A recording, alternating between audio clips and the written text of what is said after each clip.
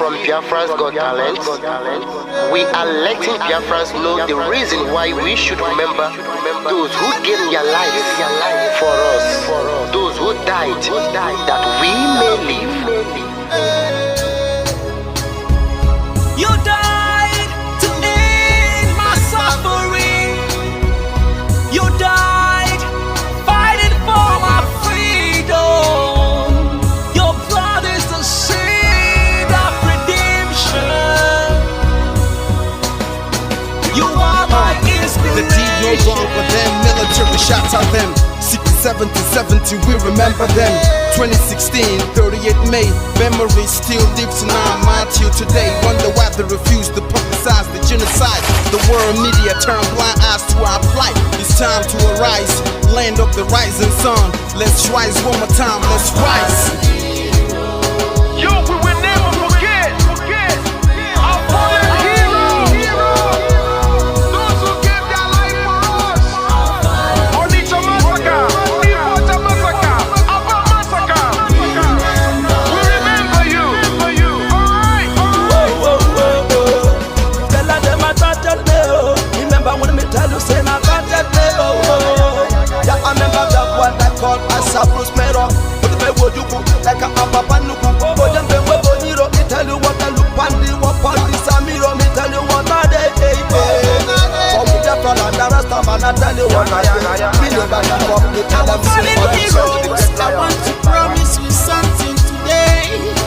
We must fight together, no retreat and no surrender. We must hold them down till the end of time. The most important thing is that we will restore Biafra.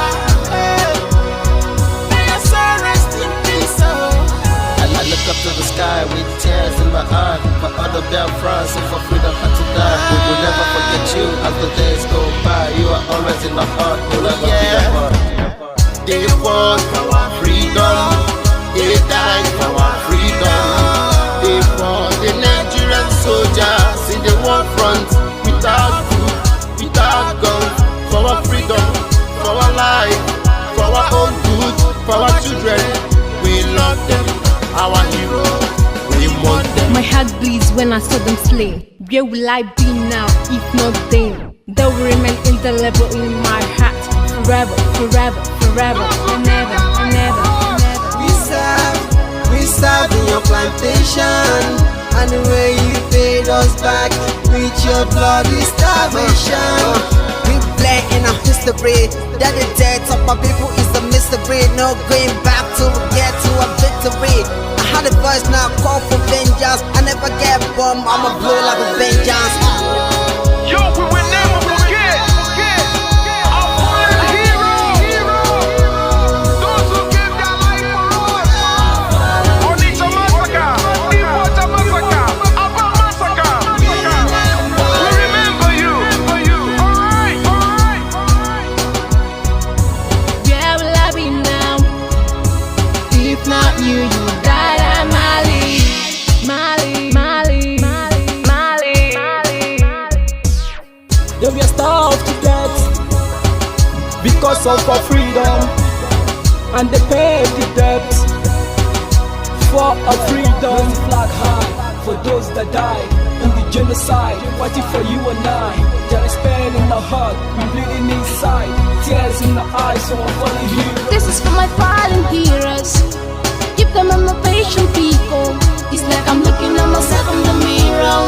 Cause to be a cast, I need to be a nurse. If we did not retire, They paid the ultimate price.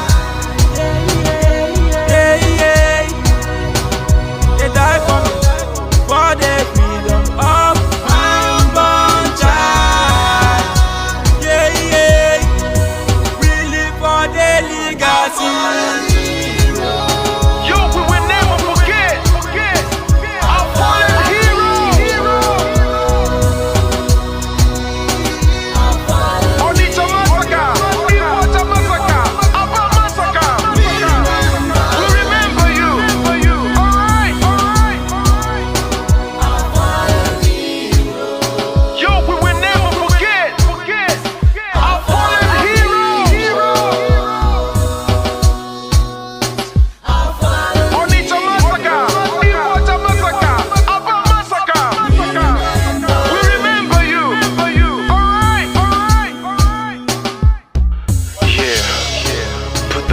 flag in the air. Never be afraid. March on, cause we are more than conquerors. Yeah, you know what it is. We must revenge, and we must stand to represent who we are.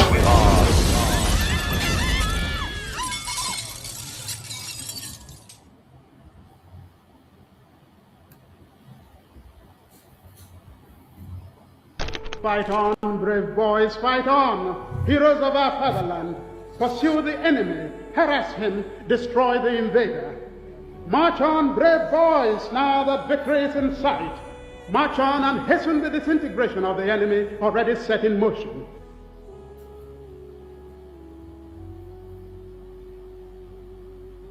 Fighting a war, knowing the difficulties, the odds against us, there is an element of fatalism, people feeling, well, if the world chooses to abandon us, then perhaps it is better we all perish.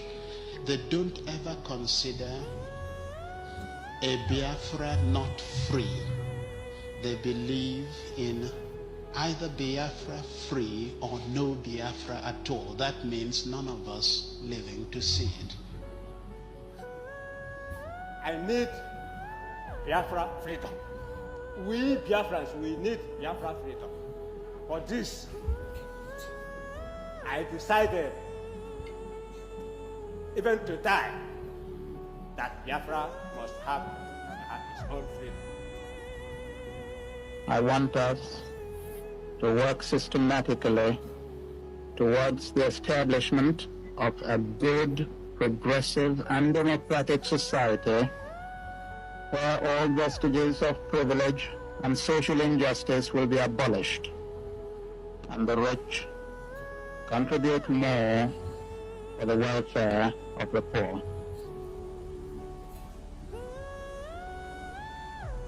If civil war comes,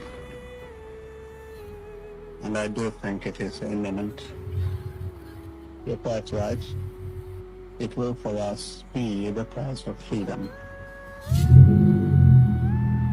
Our people here have for a long time been prepared for this eventuality, and I am confident of their readiness.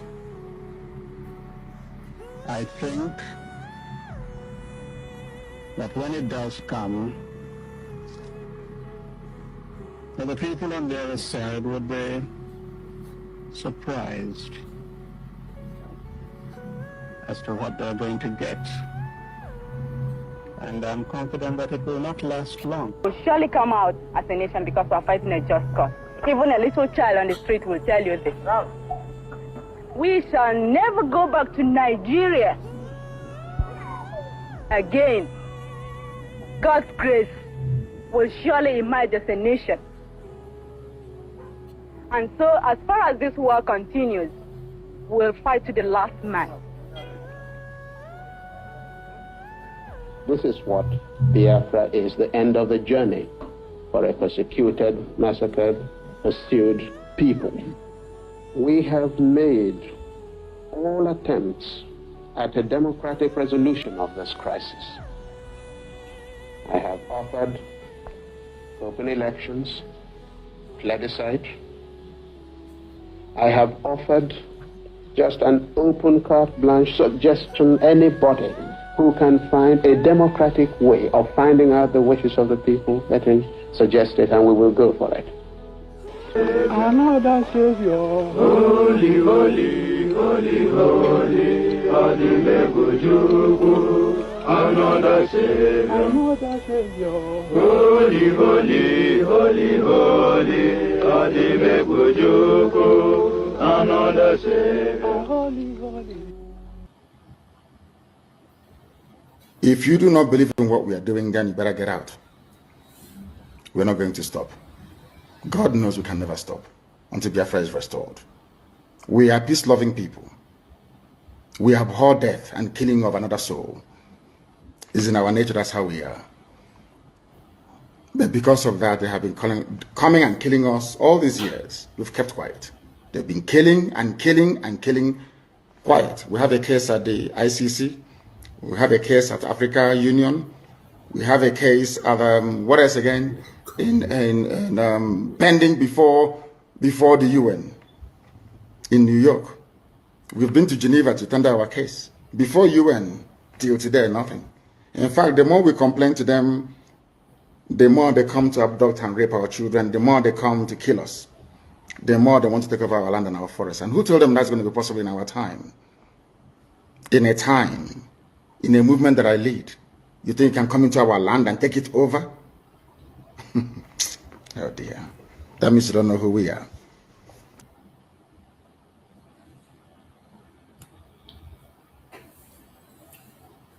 Welcome, welcome, welcome. Thank you for joining me on this very evening program. I appreciate everyone that has connected to us wherever you are joining from. Either you are joining me on TikTok, you are joining on Facebook, or you're watching on YouTube. Wherever you are joining from, like and share the program. Like and share the program to family and friends. Like and share the program to your neighbors. Like and share the program to those who are close to you. We must continue to spread this gospel, and we will never back down. Wherever you are, I urge you in the name of Chukwu Gabiam to continue to do your part. And today I wish you all a very happy Sunday. It is a Sunday sermon that we are delivering on Biafra restoration. So I appreciate every one of you. I wish you a very happy Sunday, more especially those of us that are Christians, wherever you are in Biafra land. You are in Nigeria, you are in any part of Africa, Asia, Europe, America, Australia, Canada, New Zealand. You are in Iraq, you are in Ukraine, wherever you are across the world. Today is Sunday. I'm wishing you a very happy Sunday. So many of us have gone to church to worship and we come back home. So many are still on their way going, and some are still in the church.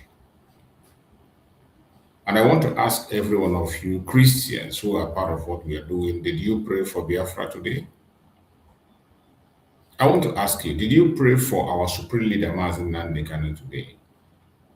Did you pray for our Prime Minister, Ekpa? Remember, our Supreme Leader prayed for us 7 times every day. Every single day, he prays for us 7 times. So I want to ask you, today being Sunday, did you remember to put our Supreme Leader in your prayers? Did you remember to pray for our Prime Minister? Did you remember to pray for our nation, Biafra? So many of you don't even remember. You don't even put that into consideration. There are certain things that cannot go except by prayers and fasting, you know. When we say pray, it doesn't stop us from doing what we have to do. Prayer is very important. Don't ever ignore it. The Supreme Leader of IPOB, Nnamdi Kanu, is a prayer warrior. He doesn't do anything without prayer. And we know how to utilize prayer because after praying, we go to work. We don't pray and go to sleep. We pray and we go to work. And that is how prayer is used. That is how prayer works. That is the difference between us and those who ignorantly pretend to be praying when they are not. When we pray, we go to work and do the needful. And that is the same that is expected of you wherever you are. As we pray in our various churches, in our various denominations, we still do the needful. Support the struggle any way you can support, physically, spiritually, materially, financially. Play your own role. Very, very important. So today I welcome every one of you that have joined us. It's a Sunday evening program. I'm not going to take much of your time. I know it's weekend. Some of us will be going out. Some are tired. Some are resting. So I appreciate those who are able to join. I can see my brother Uche Onyende is there. Thank you so much, my beloved brother Uche Onyende. I appreciate you and I thank you for being part of the program as always. And I also welcome my beloved sister, Macy Akere. Thank you so much for joining, my sister Macy. And every other person that is out there, I appreciate every one of you and I welcome you to this program. Thank you for joining. So today we are going to do what we know how to do best and speak about the issue of Biafra. You know that a lot is happening. A whole lot is happening. And at this time, it is not the time to be silent. It's not the time to pretend we don't know what is happening. The battle have just begun. But at this very difficult point in time, this is the time that your faith is tested, your strength is tested, your consistency is tested, your loyalty to our spiritual leader is tested. It is a very sensitive time. We have seen people who we thought we are really fighting for Biafra today doing a different thing. We have seen people who we believe knew what they wanted doing something totally different. We have seen people we thought were part of us now against us. A lot is happening and more continuing. There's confusion everywhere, right, left, and center, different groups speaking in different tone, attacking each other instead of focusing on the united front. A lot has gone wrong. But I want to tell you that whenever you come to my program, come as an independent person with an independent mind. That is the only way you can understand our program. Come with an independent mind. Don't come with your group mentality. Don't come with your antagonistic mentality. Don't come with your greed, envy, jealousy, and anger. Keep all those aside. Come as an independent person who wishes to make contribution to the struggle, who wishes to understand what is going on, who wishes to make a genuine contribution.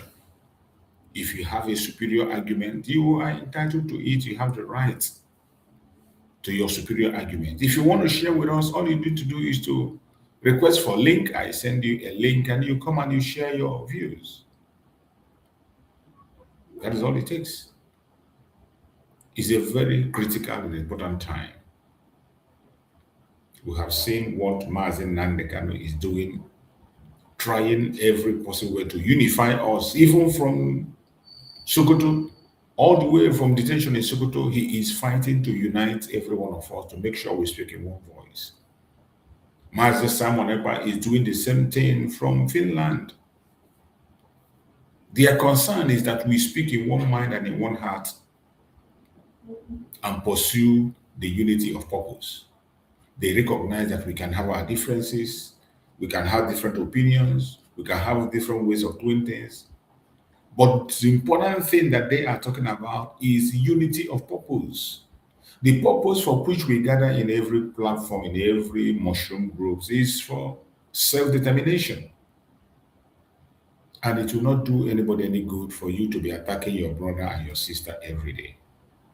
So wherever you're watching this program from, I urge you to come with an open mind. Come with a heart of love, a heart of brotherliness, so that we can be able to understand each other. The little time we are going to spend this evening and do the needful.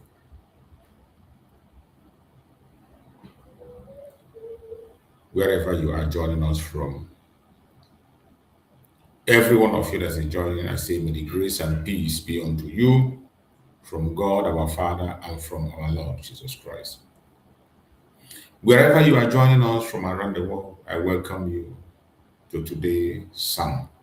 Thank you for taking the time to be with me in this worship of today, Sunday. Reflect and seek God's wisdom together.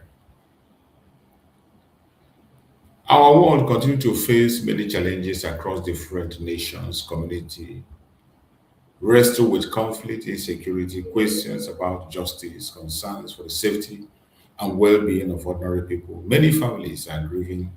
Many people long to see peace restored and lives protected. That is all we are looking for. That is what many families in Biafra land are asking for. Just want to be protected.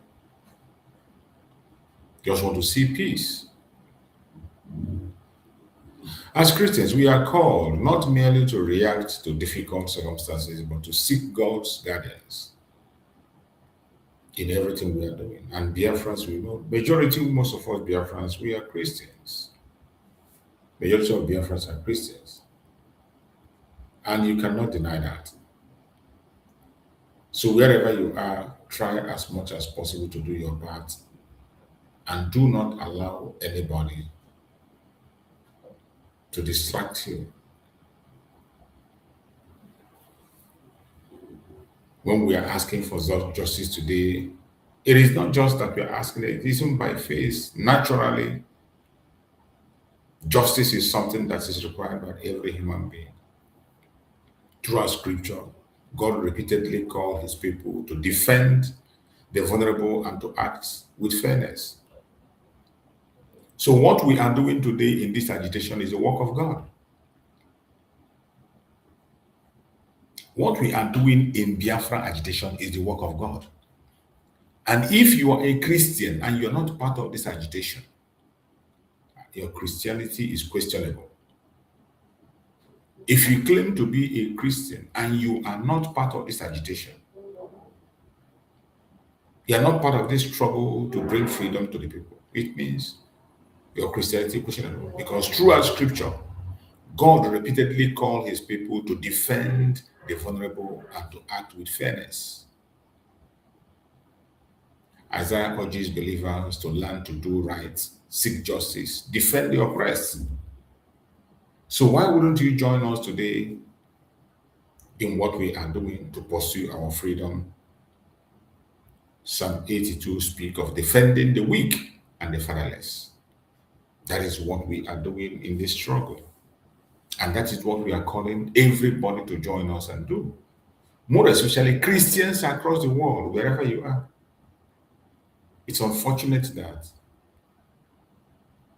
the person we thought that's going to do something today is singing a different tune altogether. But all hope is not lost because we make a way where there seems to be no way. Jesus himself thought that peacemakers are blessed. And because peace is easy, but because it requires courage. Not because peace is easy. Peace is not easy. For you to get peace, it's not easy. It requires courage. It requires compassion and a commitment to truth. So that is why everywhere we are pursuing peace. We are not violent people. Biafrans are not violent people. In all that we are doing in this agitation and call it is peace.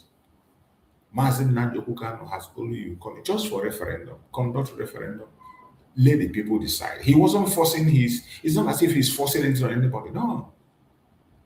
He just reminded the government to do the needful. In every generation, people have asked difficult questions about justice, governance. Christians may disagree about politics or public policy. Yet, we can agree that every person is made in the image of God and deserves dignity and respect. Everybody deserves dignity and respect. That is why we can never stop talking. We will never give up our faith and we will never surrender. Conflict affects ordinary families. Most of all, children, parents, neighbors, communities bear the heaviest burden. Wherever you are today, you must stand up and do the right thing. We must continue to fight this battle and make sure that we never give up. It's unfortunate what we see online that is happening today against our brothers and sisters. More especially those that have devoted them time to fight Mazen Nnamdi Kanu. And I asked them, what did the supreme leader of IPOB, Mazen Nnamdi Kanu, do to you? Nothing. You are fighting Mazen Nnamdi Kanu because he wants us to be united in one front. You are fighting Mazen Nnamdi Kanu because he told you to remain consistent in your request for freedom. You are fighting Mazen Nnamdi Kanu because he is loved. Envy and jealousy has swallowed you that you cannot even be able to control your ego anymore. But are you going to stop him? You can't stop him. The supreme leader of IPOB, Mazen Nnamdi, can remain the face of the struggle. And Mazen Simon Ekpa, the prime minister, his disciple, remain in the front.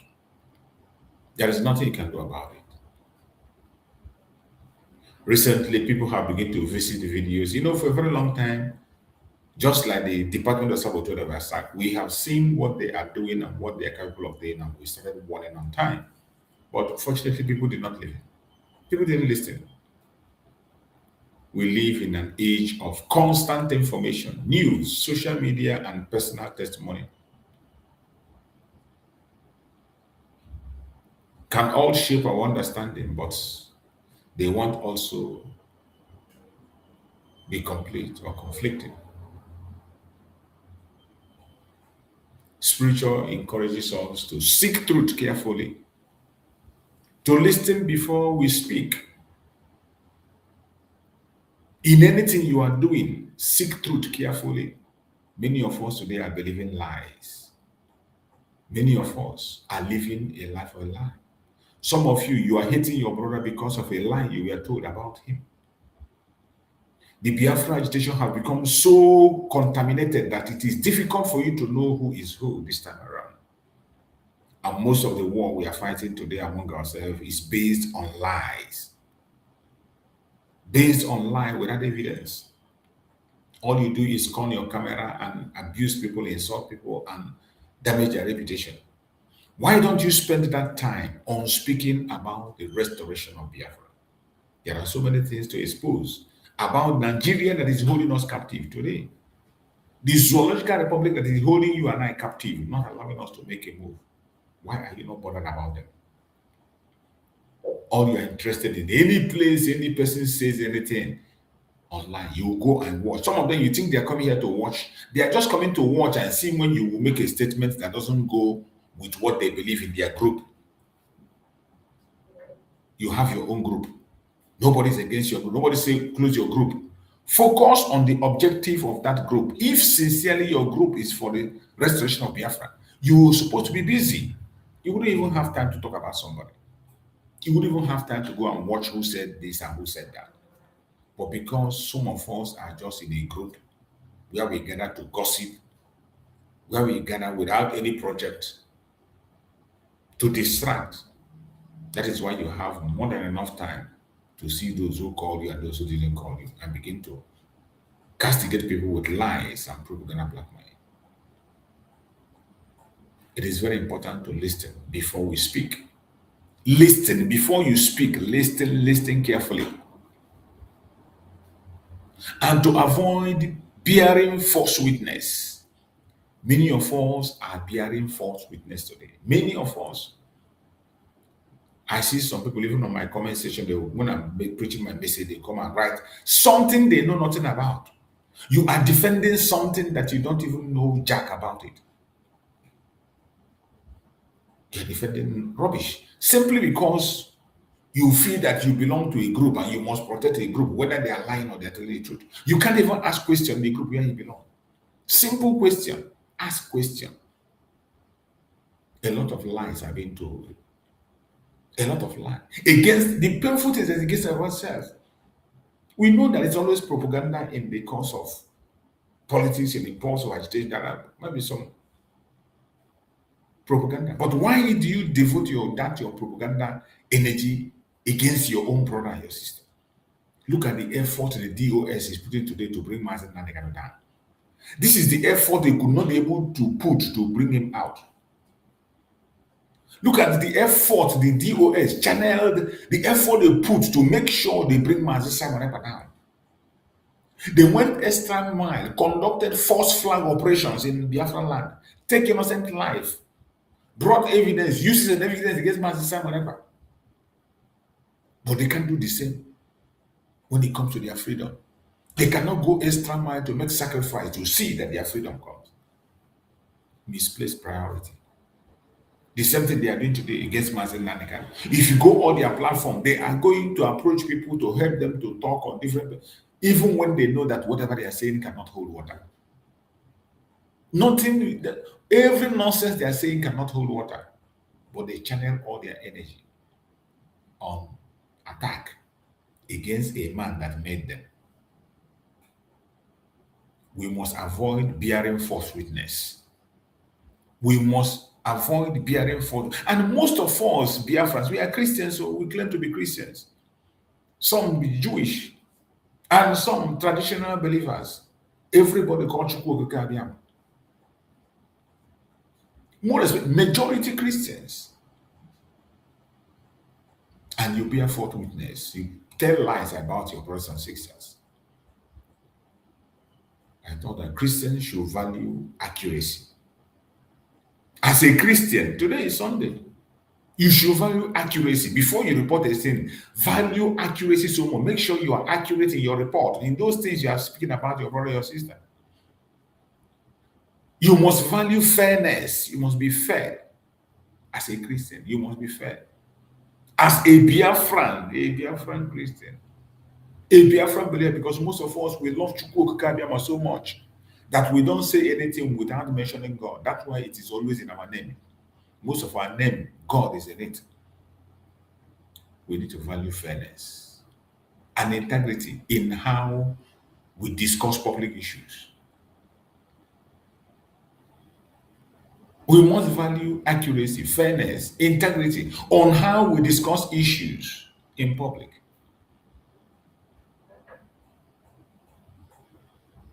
Being committed to truth also means acknowledging when there are different perspectives, recognizing the humanity of those with whom we disagree.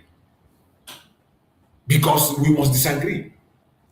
But while you are disagreeing, you must recognize the humanity of those with whom we disagree. Some of us, when we disagree with somebody, you attack his private life, you tell lie against unprintable lies. Something even you yourself know is a lie. But simply because you disagree, because of a simple disagreement, you destroy the image of your brother. You destroy the reputation of your brother. You destroy the struggle that you said you are fighting for. That is what we are seeing today by the DOS. They are destroying the same thing we all building. Look at Mazen Nnamdi, the face of the struggle. And I have said it 1,000 times. Remove Mazen Nnamdi from the picture. This struggle is dead and buried. And yet you see some people come, and all they do is to attack the supreme leader. All they do is to attack their brothers and sisters. Simply because statement is not coming from them, for their ego, greed, for power.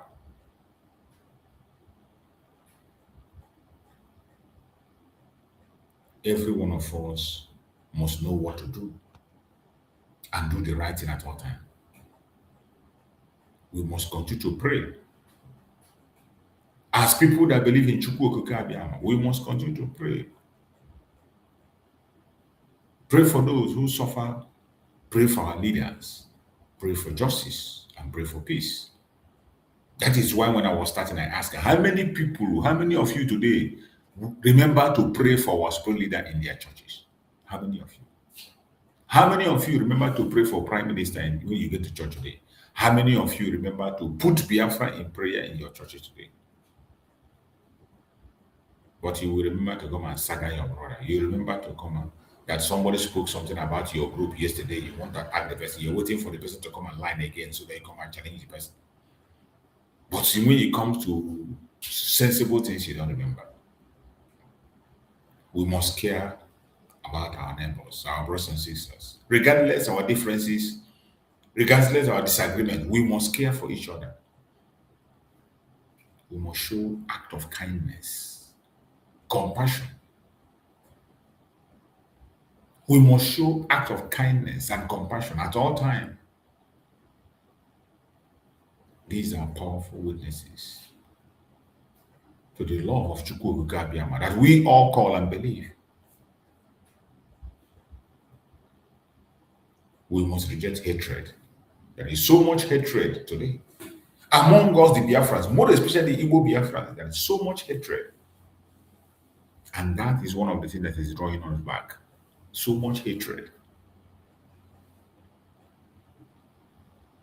We believe so much in Chukwu Kabiama. It's even in our name. Many of us are Christians. We believe so much, but yet so much hatred in us. Remember, the gospel calls us to love our neighbors and even our enemies. So why wouldn't you love your brother? The gospel says, love your neighbors and even your enemy. So how much more your own brother? Just because you disagree for one thing or the other, you destroy their reputation, you destroy their image. It is sad. It is very, very sad. Sometimes when I come online and see what Biafrans are doing to themselves, it is heartbreaking. It is heartbreaking. People are taking us as a laughing stock. Sometimes you find it difficult to win a debate when it comes to the issue of Biafra because of the attitude of some of us. Because of our attitude, it is difficult to win a debate on Biafra. I don't know whether people are seeing what I'm seeing. The kind of things you see online, the kind of things, more especially from the Igbo Biafrans, the main people who are supposed to be in charge of the struggle. You see them on camera and be destroying everything about themselves. We must encourage dialogue among us. We must encourage accountability and respect for the rule of law. These principles help communities address grievances peacefully and protect human dignity. Remember that our hope is not rooted only in human institutions. Our hope is not rooted only in human institutions, but ultimately in Chukwu Kabiam, who is just and faithful. That is why every one of us, as children of Chukwu Kabiam, must do things right. We must activate Onyaga Namaneye, that brotherly love, for us to overcome what is before us. My beloved, wherever you are watching from, justice and peace are not opposing goals. Even the scripture present them as partners. The scripture presents justice and peace as partners. We should never stop praying for ourselves daily. We should never stop praying. We should continue to pray for ourselves while we continue to work hard into our freedom. Pray for safety. Where disputes are addressed lawfully, and where every person's dignity is respected, we must continue to pray for such an environment to come. Let us commit ourselves to being people of truth. Commit ourselves to be people of, before you say something, make sure you are sure of what you're saying. Let us commit ourselves to people of truth, mercy, humility, and peace. May our conversation reflect the character of Chukwu Kabiam, the character of Christ, and may our actions bring hope to those around us.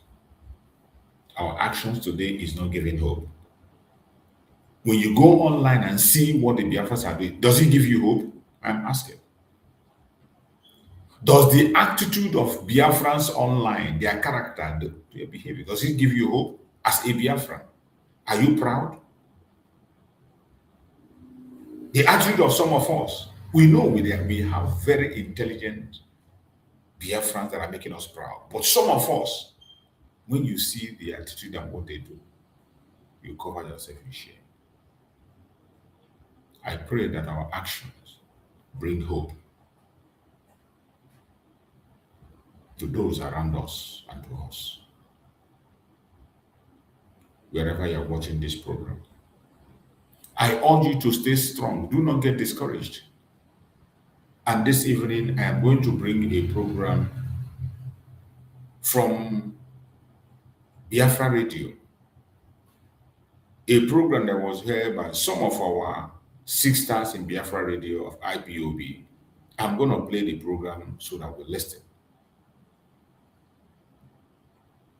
I've said it that here we attend to issues with an open mind. All we are asking is for unification, unity, for us to have a strong front to fight this battle, because the enemy is not backing down. They are not backing down. And for us to overcome, we must be prepared. We must be very prepared, because it is not a joke. It's not a child's play. The battle has just begun. And unity is the only way we can be able to overcome the enemy. Without unity, it will be almost impossible for us to overcome. Without unity, it will be almost impossible. That is why unity is very important. And I have explained unity many times. Unity doesn't necessarily mean that we will speak in one voice, we will be in the same group. The unity I'm talking about doesn't necessarily mean that we will agree in everything. I am talking about the unity of purpose. We must know the purpose for which we gather in every angle, in every place where we gather. And if we can be able to identify and know the purpose for which we gather, things will be easier for us. So I want us to listen to the message these sisters have before we can round up on the program. Let's hear the message they have.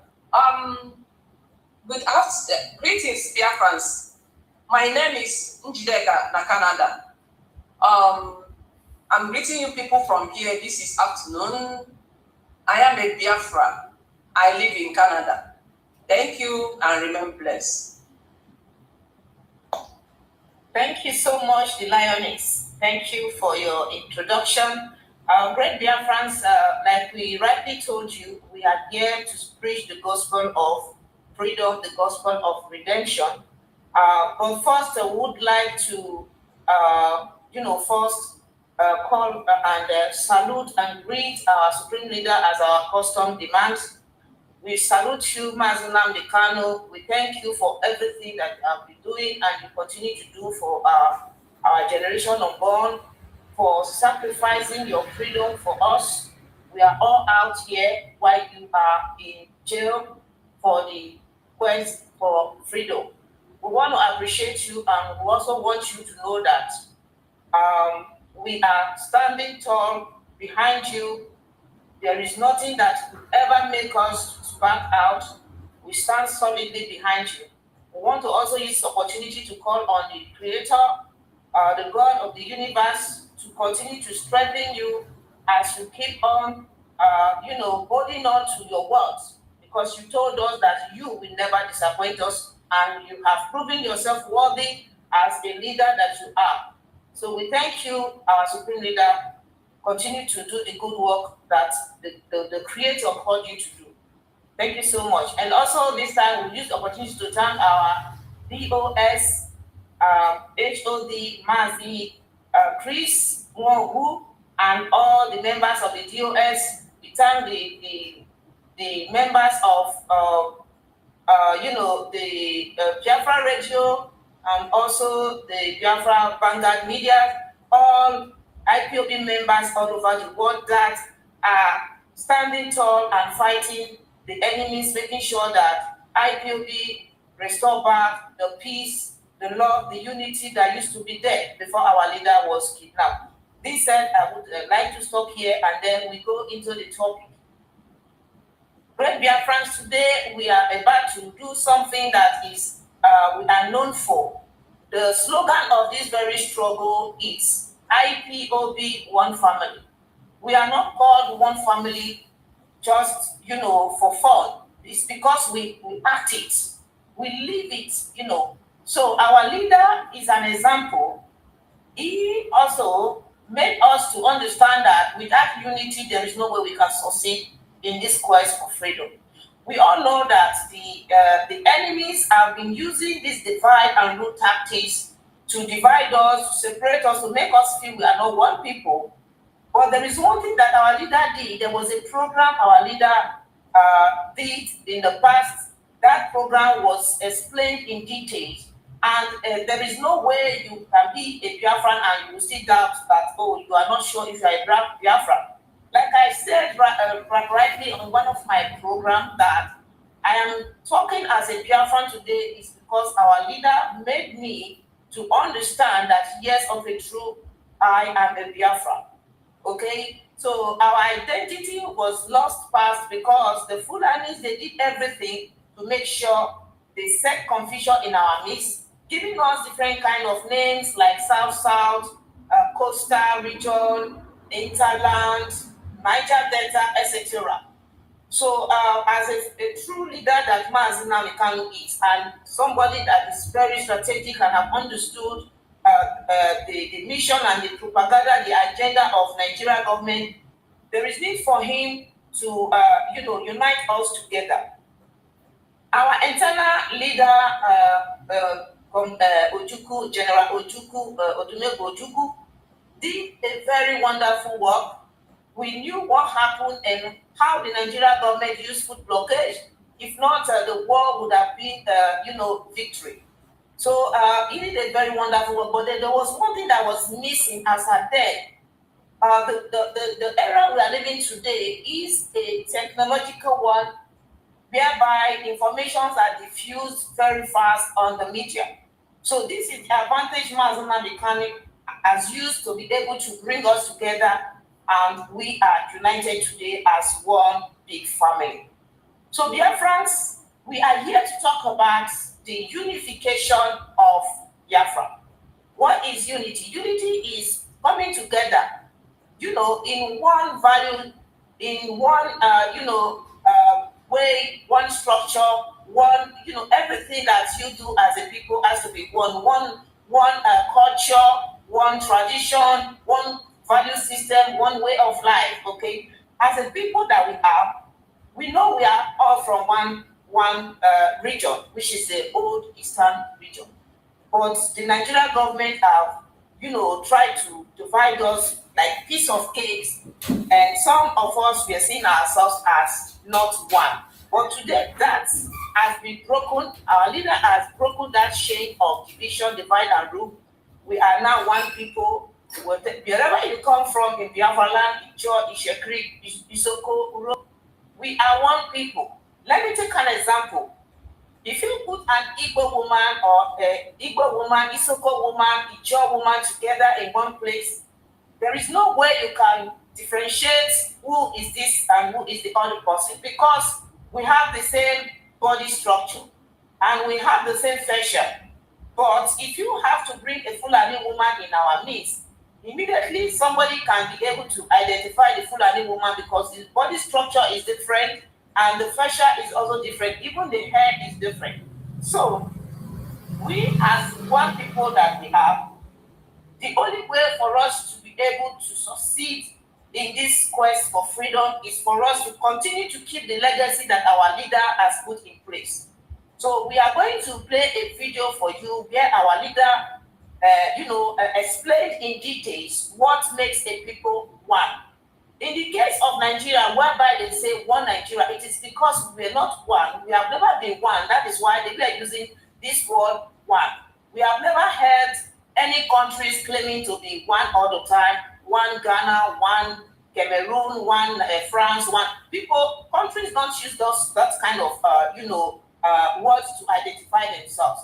But in the case of Nigeria, they are using it because they know that they are not one, and they are using it to feel comfortable as if they are one, pretending, So Nnamdi Kanu spoke in details, and that video, it's very important that every Biafran pay attention to that video. If you have not listened to that video before, or an audio, anyway, it's a video, but I'm going to play the voice. Just pay attention to the voice of our Supreme Leader, because it explains in details what makes the people one. As it is, we are not one with the Fulani because we do not have a common value system. We do not share anything in common. Religious-wise, cultural-wise, Everything that they do is quite different from us. We are people that have value for life. We value ourselves. We do not murder or buy people. But these people, they kill people. They even hate other tribes in Nigeria. So I would like us to pay attention when we play the audio clip of our supreme leader. This clip is dated, if I'm not mistaken, back 8 to 7 years, if I'm not mistaken. 8 to 7 years. But there is need for us to play this clip now because of the present happenings. Today, we hear people say that, oh, IPOB, there's a faction in IPOB. There is no time has there ever been a faction in IPOB. IPOB is one family, and that family is under the Supreme Leader, Nnamdi Kanu, and headed by the DOS and the HODS, who is Mazi Chris O. So, as one that we are, we want to continue to remain one. Our Supreme Leader has called on all Biafrans. If you are an IPOB member, wherever you are, one way or the other, you might have been, treated so badly that made you to quit the struggle. Not that you quit the struggle completely, but as a Biafran, you cannot quit your identity. You are an IPOB by birth and also an IPOB member, right? So you decided to quit because of the maltreatment that you have received from the sacked SDOS, okay? So now it's time for you to come back, because without you, there is no way we can achieve our freedom. We need our collective efforts for us to be able to make this work out. The enemies are using divide and rule tactics. Whatever name these people are putting out there, trying to scare you away with that name, just know that you are a Biafra and you are an IPOB member. Our leader is calling all of you to come back to the family. We are one big family. So I'm going to play this very audio clip. Let's pay attention, and then after, I would like my sisters in the studio to say one or two things about this very clip.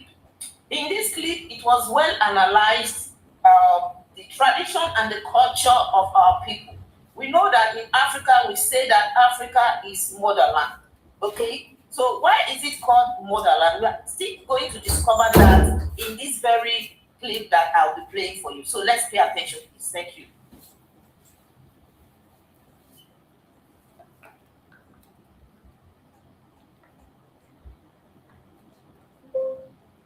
And we know there is no country government.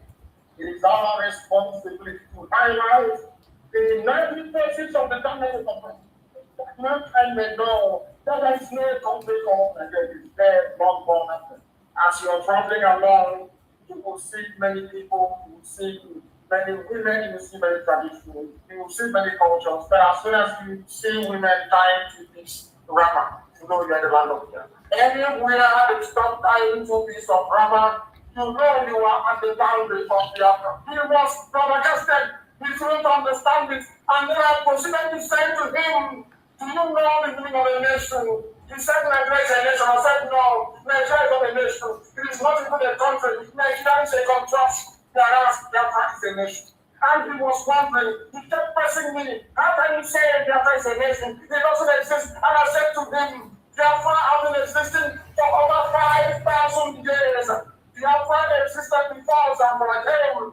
Biafra existed before Benin came. And Benin and Zamba are the two oldest kingdoms you have in the whole of West Africa. Then later on, and he was confused, was perplexed. And I told them we educated. We are only something that refined. Everything will change the truth. Everything will change the gospel. Nigeria is not a nation. Biafra is a nation. And the same thing. There is no practically and academically. I will school you through all the steps and all the impieces of a nation. That you may know that Nigeria is not a nation. And never a nation before Britain. Biafra is older than peace. Biafra is older than any other nation that I can think of. Perhaps going back to Mesopotamia. Biafra is very, very old, and I want to prove it to you. Don't miss a nation. That those things are lacking in the city. Every day our mothers come out to try what Biafra will come. And I'm glad that they are coming. Biafra is a holy nation. Say what I'm not a fire. and the same motherland for the peace. Because everything about our culture, the way we are, who we are, is embodied in our money. When we hear about the money about very simple, and to give women more rights to go out, and I said to them, you can talk to them. That is just how long that our women and the people who are still among our as always. I'm not tired of where women are talking to you and men will not talk. It's not bad in there. But that is why people can't be a man. You don't be bad. Yeah. All the way from doing mistake, right? To help the advanced push. Then we are a fight to right. That is a lot of yeah. And I will look for why that's this. Because when you say, oh, just that, I said, because you don't love you are no one. Absolutely no one. Because we can see in the spirit two ways of the rock. Now listen carefully. The nation state is a spirit in which, listen carefully, people which majority, listen, shares the same culture and is also point. It is not say language, it is not say religion, it is not say sexual habits. Instead, you will share the same culture. I repeat, not religion, not language, not saying the same culture. And you must be aware of it. The nation state, listen carefully to living government. The nation state is an ideal in which countries cover to boundary match all these political movements. Do you understand it? Nation is a place where the culture begins and ends. So in other words, people that share the same culture, not the same language, not the same religion, but the same culture. And what is that one culture that finds the way of the Biafra together, regardless of where you come from? Because as I was doing that research, it seems to me that the Shekiri is in doubt. I saw where the Shekiri women dress. I looked at the way that you women dress. It's not the same. I looked at the way the Shekiri women dress. I looked at the way ethnic women dress and it's the same. I looked at the way ethnic women dress. One way dress is the same. I look at how women dress. I look at how dress is the same. I look at the one. I look at the door. It is the same. I look at the door. And I saw something in the door. I saw something in the I saw the same thing in the circle. I saw the same thing. Everywhere you look, it is the same thing. Our morals actually define who we are, where we come from, and then to be headed. Because it's a good thing that is important. What you know for it. Still like I said, your mom would tell you who you are. You can never say put on a storm. It's your mother's storm. And I said to them earlier, the people that I made on my trip, they could have said to them, you don't know people have that or not. Don't look at the one who look at how I want to break up, look at them losing. Look at your one extras, they have to do this now. The woman we go for, we want a woman that gets married or really married. If you waste the time, I don't know. I don't know if you're a woman. If you come to the way they are going to buy out, you have to get married. You have to wear the right that take the money. It's the body.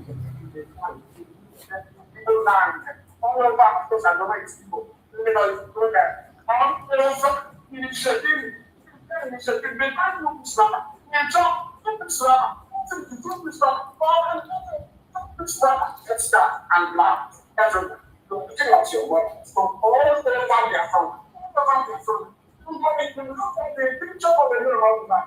They saw the picture of a foreign woman. People friends not dressed like Hausa. Some of them dress like just like a little women. But we allowed ourselves to be organized. We allowed ourselves to be fighting. We allowed ourselves to be thrown into the dust by the combination of three deadly factors. It was founded by Britain. The top foreign continues to run. The all kind of against us. They are going to stay back so that when you come to your fatherland and you enter inside Britain, they say, oh no, this is not good. And look at the way they dress in so they say the same. The people that are telling you is more closely related to you don't have anything in common. I don't even want to go to the fact that in Idola land, 230 years ago, Idola land, the judge of what is happening now has happened before. That's happened 20 times now. They went to the government, the judge of our land, they never succeeded. So we wanted to take some parts of the jar, take the other parts of the jar, but the southern part of the jar is very, very strong. People take it to and very, very bad.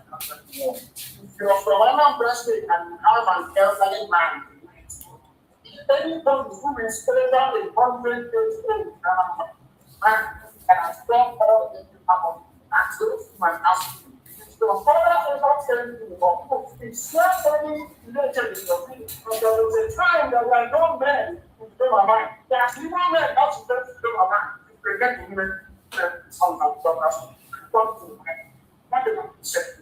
You don't have just only how many man and I'm right now. After 100 years old and articulate from state. And they are the only ones and they are coming to the side of the program in Pascal.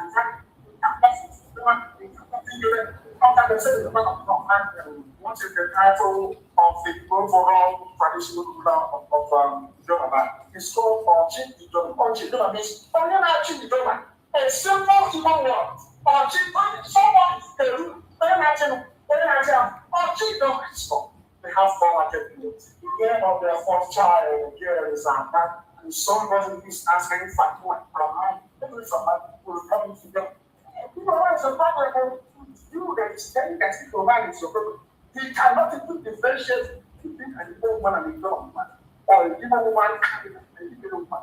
Also, he starts to no, they are continuing women, they are in the lives and the room to farm. They cannot do everyone. That's not why you feel security. That's not why you do. That's how you know a responsible man and take that from us. What's surviving to go to the service? Now, you tell me why somebody saying throughout the group, we are in a plan to now for these people that you are not related to anyone. Your other even woman is and you also circumcised after the our women, they are the best. They contain everything you need to know about that. If your intelligence enough, if your identity enough, if your understanding enough, if you can get away from the media, transport, telegram, what you need. Now let us respect. Is the majority of Nigerian Christian culture, the answer is no. Even families in the law. The only thing buying one week to follow is not. The only thing you can starting out outside of Fulani, the woman don't even participate. The only thing buying outside of Fulani is language, outside language, and religion. Do they have any cultural activity outside? The Fulani have MN. You don't have MN. But it was not the Fulani student that used the MN. Or the Fulani student, they had to show the MN. Before the Fulani student, the house of that, of MN. So people don't feel they have not become. Absolutely nothing.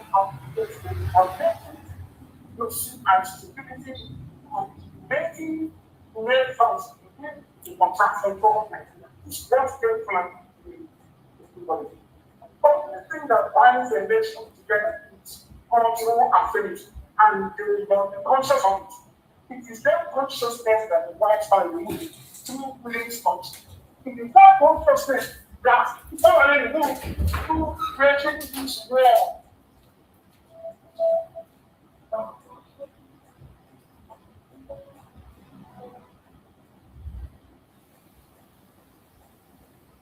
Okay, that is the end of the wonderful clip from our Supreme Leader. Ladies, I would like you all to comment on this because the efforts that our leader has put so far to unite our people. When our leader was here, when you say IPOB one family, deep in your heart, you melt it. Immediately he was kidnapped. We started seeing all kind of character, attitude, strange attitude in the struggle, blackmailing, character assassinating, all sorts of insults and all that started coming up, which means that the person that holds this struggle, the key, the man that is holding the peace and the unity of this struggle, when he left, those that he left the struggle in their heads were incapable, they were incompetent up to the extent that they weren't able to sustain or to retain that unity that our leader put in place. Now that our leader is calling for freedom, for unity, we all know that before our leader started calling for unity on Biafra all over the world, he first of all the sacked SDOS that they should come to call all IPB members together, call Biafrans together for them to unite. But these men refused. I wanted to ask a question to Ross. Does it mean that these people do not understand that when you are fighting for freedom and you are fighting against your enemy, you need to be united in order for you to succeed? When I say united, you need unity. I'm not talking about uniting with people who have very wicked hearts, people who do not genuinely want freedom. We are not talking about people who have sold their soul to the enemies. We are talking about genuine freedom fighters, Biafrans who are genuine, who truly want freedom. So does it mean that the fact that these people refused the call for unity, what do you think they had in mind that made them to say no to Nnamdi Kanu, that they are not going to do to call Biafrans together? They just want to continue that the blackmailing, the saga, and all these things that have been going on. They want to continue. So I would like our sister, Njideka, please. What do you have to say about the call for unity from Nnamdi Kanu? What do you really think that Nnamdi Kanu, how would you even qualify our leader for still insisting, despite all that is happening, that Biafrans need to come together? So what do you have to say, sister? Thank you so much. Thank you, sister. Thank you, my sister Ejiro. Yeah, our leader has been calling for unity since 2018. That was when I noticed our leader started going to Biafra land, round Biafra land, going to Port Harcourt, Igbocha, going to everywhere in Biafra land. He was going around whole Biafra land, that even Urobo people, he went there, he went all these riverine area, he went everywhere, Bayelsa. When he went there, he will now, they see the sheep, their Igwes, their SS, all of them will gather their people. They will make it in a kind of occasion. Our leader will be there, telling them, this is why I'm here. We are all one people. We are all one brothers and sisters. You are my flesh and blood. I can't remember our leader, whenever he say, you guys are my flesh and blood. We want us to unite. These people, government of Zoo and Britain, divided all of us, for them to defeat us. And when we united, we defeat them. And the same thing has been ringing till they kidnap our leader. And our leader still in the detention, still talking about the unity. Even when the ex-DOS were offended him, in fact, disobeyed him, did all manner of things, he still gave them time to repent. He still called them, unite our people. Let's come together, and hence we have one common goal. Let's fight together so that we will win this battle. But these people refuse because they are not here to look for freedom. They are not here to fight for freedom. You understand? And that takes me to, to tell you that there is a man that did the same thing. His name is, I think, Menelik, the name of Emperor of Ethiopia, that defeated the Italian colonial masters that went to invade Ethiopia and colonize Ethiopia in the name of, his name is Emperor Menelik II. Now, the Emperor Menelik II is the direct descendant of King Solomon of the Bible. And when he noticed that the Italians were trying to colonize Ethiopia, he called on every Ethiopian tribes, both his enemies, tribes, both his friends also. He begged everybody to forgive each other atrocity against each other. Just just kind of to forgive and forget themselves if they have offended each other. You understand what I mean? And let's unite together since we have one common goal to conquer this enemy, the Italian. He united everybody, and that is similar to what our leader, Nnamdi Kanu, is doing right now. To unite everybody, Biafrans, under the one command, so we will not be having, any doubt on any kind of information. The Emperor Melanic united all Ethiopian tribes under his command. They all came together. That was why they were able to conquer Italian at the Battle of Adwa. And that was where they conquered that Italian people. And that makes Ethiopia the only African country that was never colonized by the Europeans. Just one day they united, you understand? So the same thing our leader applied for, because our leader know what is what is freedom all about. That is why he started ranking before, because he meant well for this struggle. If our leader did not meant well for this struggle, he wouldn't have, calling XDOX, this XDOX, for them to unite. Call all the coordinators you have chased away. Call everybody, unite everybody. We are all Biafran, no matter the kind of name they are answering. All of us are Biafran. Unite them together so that we will fight this one common goal, so that we will achieve what we want. Our leader already knew all these things. You understand? So, but the exact XDOS refused to follow the instruction our leader gave because of what? They are not there to fight for freedom. They are not here to, unite our people. And let me tell you, our leader have done all what he can do. And at the end of the day, he now have to sack them. When you look at the Nigerian government, you see how they divided us. They divide some Imo State people, join it with the River State people. They will go to North, what do they call it? After Suka, what is that name of these people? They divided us, some of us, they joined them. When you go to, I think, Benin side, the same thing they did. They will take some of our people and march to other people so that they will not know the boundary. You will hear some people speaking Igbo in the same community they found themselves, while others are speaking different language. So why government did? Because when federal government and Britain did was that they knew that when they divide us, that they will defeat us, they will win us. That's why they divided all Biafrans. And now our leader, one person have come up with the idea, with the knowledge of what this British and the federal government of Nigeria did. He now started calling us, telling these people, oh, you are my blood, come together. We are the same people.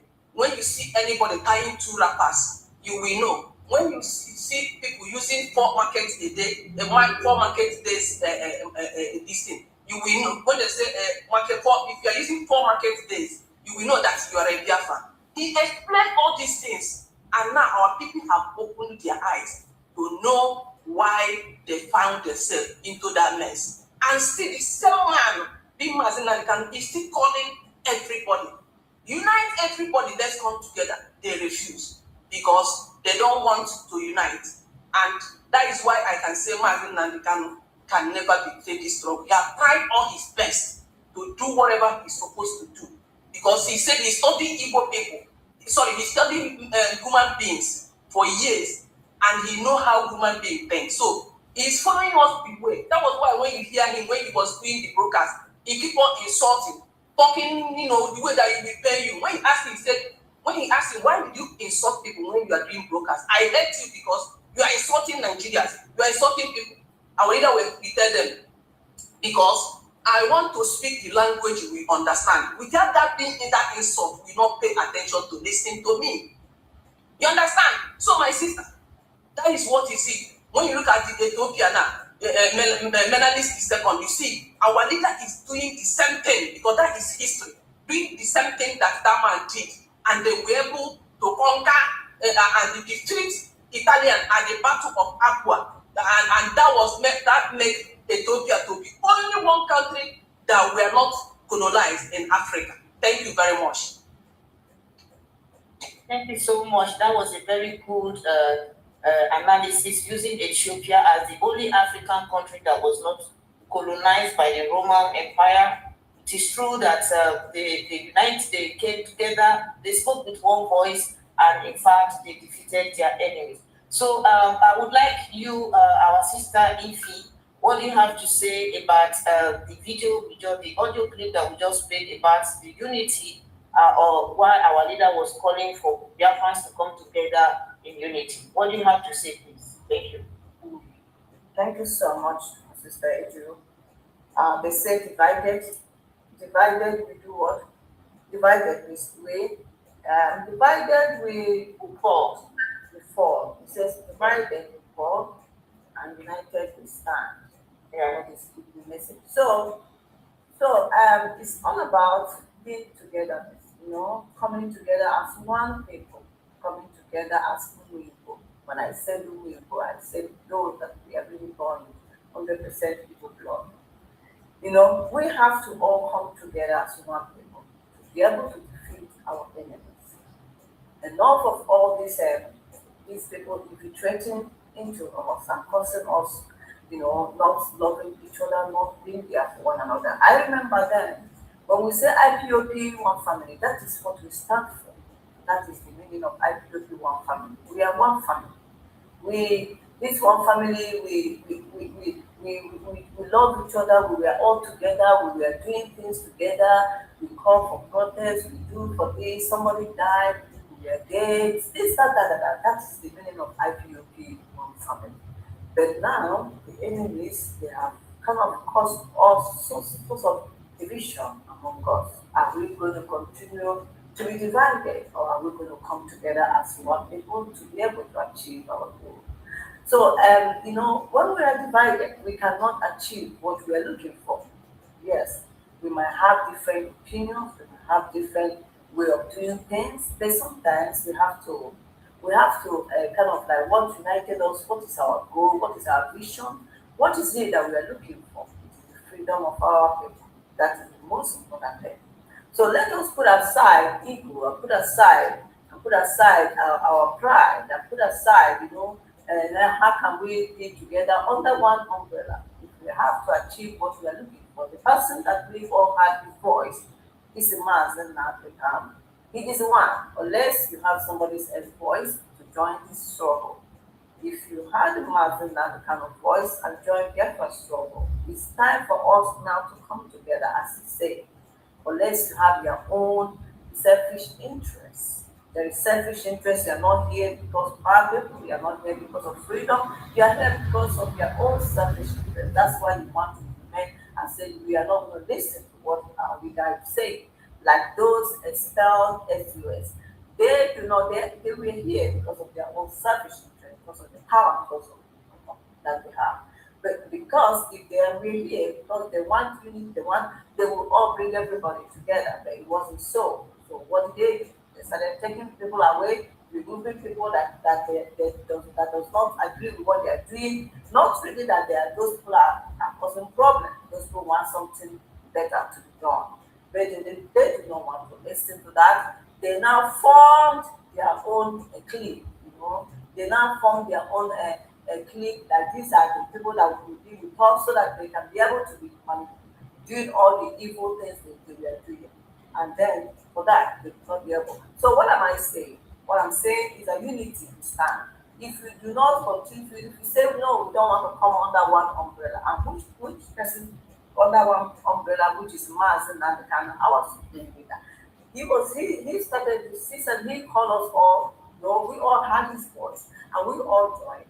And if you know that you want freedom to come, if you know that your heart is for our people to be free, not only our people, ourselves, because we have children and we would like our children to be free, so that we can have a place we call home, we can have a place we say we are visiting back home, even if we are in a scattered everywhere. So unity is what we need. Unity is what we are calling for. And so if anywhere you are, depending on the group you are in, It is right time for us to come together. If you believe that no, that Mazi Nnamdi Kanu is the one, you heard his voice, you heard him, you have to come under his umbrella. His mission is for us to come together as one people so that we can be able to achieve enough of all this. Because the enemies have come, they have come to destroy. They said that they've come to destroy unity, they want togetherness, what the vision we have to pursue our victory. The enemy sow this seed of hatred among us. The enemy sow seed. Even when some of them are attacking me, I still see them. Some of them when they post, when they do some post, all those things I'm doing sometimes. I still see them that they're still my people, but because we are still going to be able to defend ourselves. So what am I saying? What I'm saying is that we all have to come together and forget about, set aside the ego, set aside your selfish interest. If really you really want freedom, set aside that selfish interest of yours. Set aside that ego of yours and say, why will I be under one umbrella of man? Before this thing has started, before they kidnap Mazi Nnamdi, I will not under one umbrella, which is Mazi Nnamdi. And then everything will be flowing well. We are all united. We are all one family. We are doing things together. Mazi Nnamdi went to all the countries around the world, trying to bring all the people, all the Igbo people. Because my sister here is an Igbo woman. All of us here, we are all Igbos because we come from one person. And so what am I saying? We have to come together as one people. No matter who represent Chekiro, Lupo, whosoever you are, we have to come together as one so that we can achieve our goal. The enemy has come to destroy, but are we going to give them that chance? No, it is night time. This is the time. And this is the time for us. Mazi call for peace, and peace we shall have. Mazi call for it. He knows what he's saying. If we can't unite together, how do we fight together our freedom? It is not the right time for us to come together. It's not the right time. Those enemies can continue with whatever they call themselves. But those who stand with our leader, Mazi Nnamdi Kanu, those who have his voice, those who say Mazi or nobody, come together. It's time for us to come together and start rebuilding this house that we have destroyed.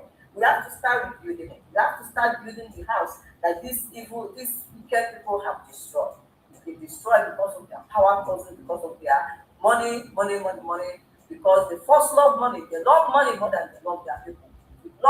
If you have a love in you, you know humanity first, you will be able to see that people need freedom. Their people need freedom, and you care about money. This money will take you anywhere. So that's what I'm saying. So please, we have to unite and we have to forget about whosoever is there that saying, I'm not going to be under Mazi Nnamdi Kanu. You all have Mazi Nnamdi voice and you all join this struggle. It's time for us to all to come as one people and then we fight for us to get our freedom. Thank you so much. Thank you, Nate. Thank you so much for your wonderful contribution. Let me make this very clear before they start misunderstanding us. The call for unity must not be misunderstood. We are not calling to unite with people who are saboteurs. We are not calling to unite with the agent provocateurs. What the people we are calling are those who get, maltreated, who the SDOS, those that were sacked by our supreme leader, those who were being tortured. They tortured a lot of people, and those people, some of them decided to stay outside. They stepped aside. They didn't leave the struggle. They just decided to, for the sake of their sanity, they decided to stay outside. So these are the people we are calling. That Mazi Nnamdi Kanu is calling, all of you should come back. The people that sacked you have no jurisdiction. They don't have the right to do so. They did it today. They are the ones that have been sacked. Now that they are sacked from the movement, you have to come back and, let us do this together. Let us fight this freedom together. IPOB is your organization. We all own IPOB. We are all IPOB. So nobody has the right to sack you. It's only Mazi Nnamdi Kanu that have that right to sack you. Since he is calling you to come back, you have to come back. Let us fight this fight together. So we just want to make it very clear. So tomorrow they will not start saying that we are calling, we are begging them. No, we are not speaking to, we are not addressing the sacked SDOS and their groups. We are calling on our people who were wrongly sacked or unjustly sacked by the SDOS. So that said, anyway, our leader have, really proven himself as the leader of a freedom fighting movement. Because what is happening today, the kind of challenges, the temptations, that this man is facing, is not everyone that will go through such things and still continue to say, I will not disappoint you. The issue that is on ground now is that there is a strategy these people are trying to use. The strategy is to frustrate Nnamdi Kanu because they need to do something that will make people feel that, oh, you see, they said it too. So that strategy is frustrate our leader. Say things that will make him to say, oh, these people have abandoned me. Now, what am I? Those I'm fighting for, they have abandoned me. But of course, our leader knows that we Biafrans, we true genuine IPOB members have not and we will never abandon him. So they have failed woefully because when Nnamdi Kanu take a decision, it takes in fact for him to even decide. We have been expecting this for long because these people have been doing all this. They have been doing all these shenanigans. They have been constituting nuisance on social media, saying all sorts of things. They abandoned the Nigeria government that they're supposed to tackle. They started tackling their own supreme leader. So at a point of time, there is time for everything. The hour came where our leader had to do the needful. It's when he decided that, okay, since you have refused to, to obey or to follow the laid down rules, it's high time you quit this struggle because you no longer belong to this struggle. You have to work according to IPOB code of conduct. You have to obey your hierarchy. But this time around, I'm not going to tolerate you, neither Biafrans. So they were sacked, and since then they have been rebelling. Now, let's go to the second topic briefly. When we talk about sanitization of IPOB, the first point of action was taken by our supreme leader. That was the sacking of those that are on top. The top, the top leaders of the sacked SDOS, starting from Chika Edoziem, Mazi Angmani, etc., Gina Zawuru and Co. That was the first point of action that our leader took, and it was a great one. Now, we are talking about sanitizing IPOB. We need to sanitize this very struggle in a way that the struggle will restore the look and the peace, the unity will be restored back fully. With that sanitization, the infiltrators will still be there. So it is very, very important for every IPOB national coordinators to be very careful that these people will not come and be infiltrating the family units. So now we talk about when we are talking about the sanitization, I would like us to speak more on this. Our sisters in the house, how do you think this sanitization process should go? How do you think we should implement the sanitization protocols for us to be able to identify those that should be sanitized, those that that are defending sacked leaders? So what do you think, what measures do you think should be put in place for us to be able to identify them and do the needful? Thank you so much. This time I think I will go to other Njideka. Over to you, please. Thank you. Thank you, my sister, Ejiro, face of Biafra. The video our broadcast our leader made before he was kidnapped, he said, the hour has come. Now, we are going to remove chaff from the wheat. So, and our leader knew that the people that were with him are not the real people that is going to give us work and give us Biafra. He knew that. He had already tested them. He knew them, and that was why he said so. If they have been trusted them, I wouldn't have mentioned that. And he also mentioned about 100 men. He said that he needs only 100 men. Only 100 men, because he have looked around. around him. He couldn't find any. And that was why he made that statement.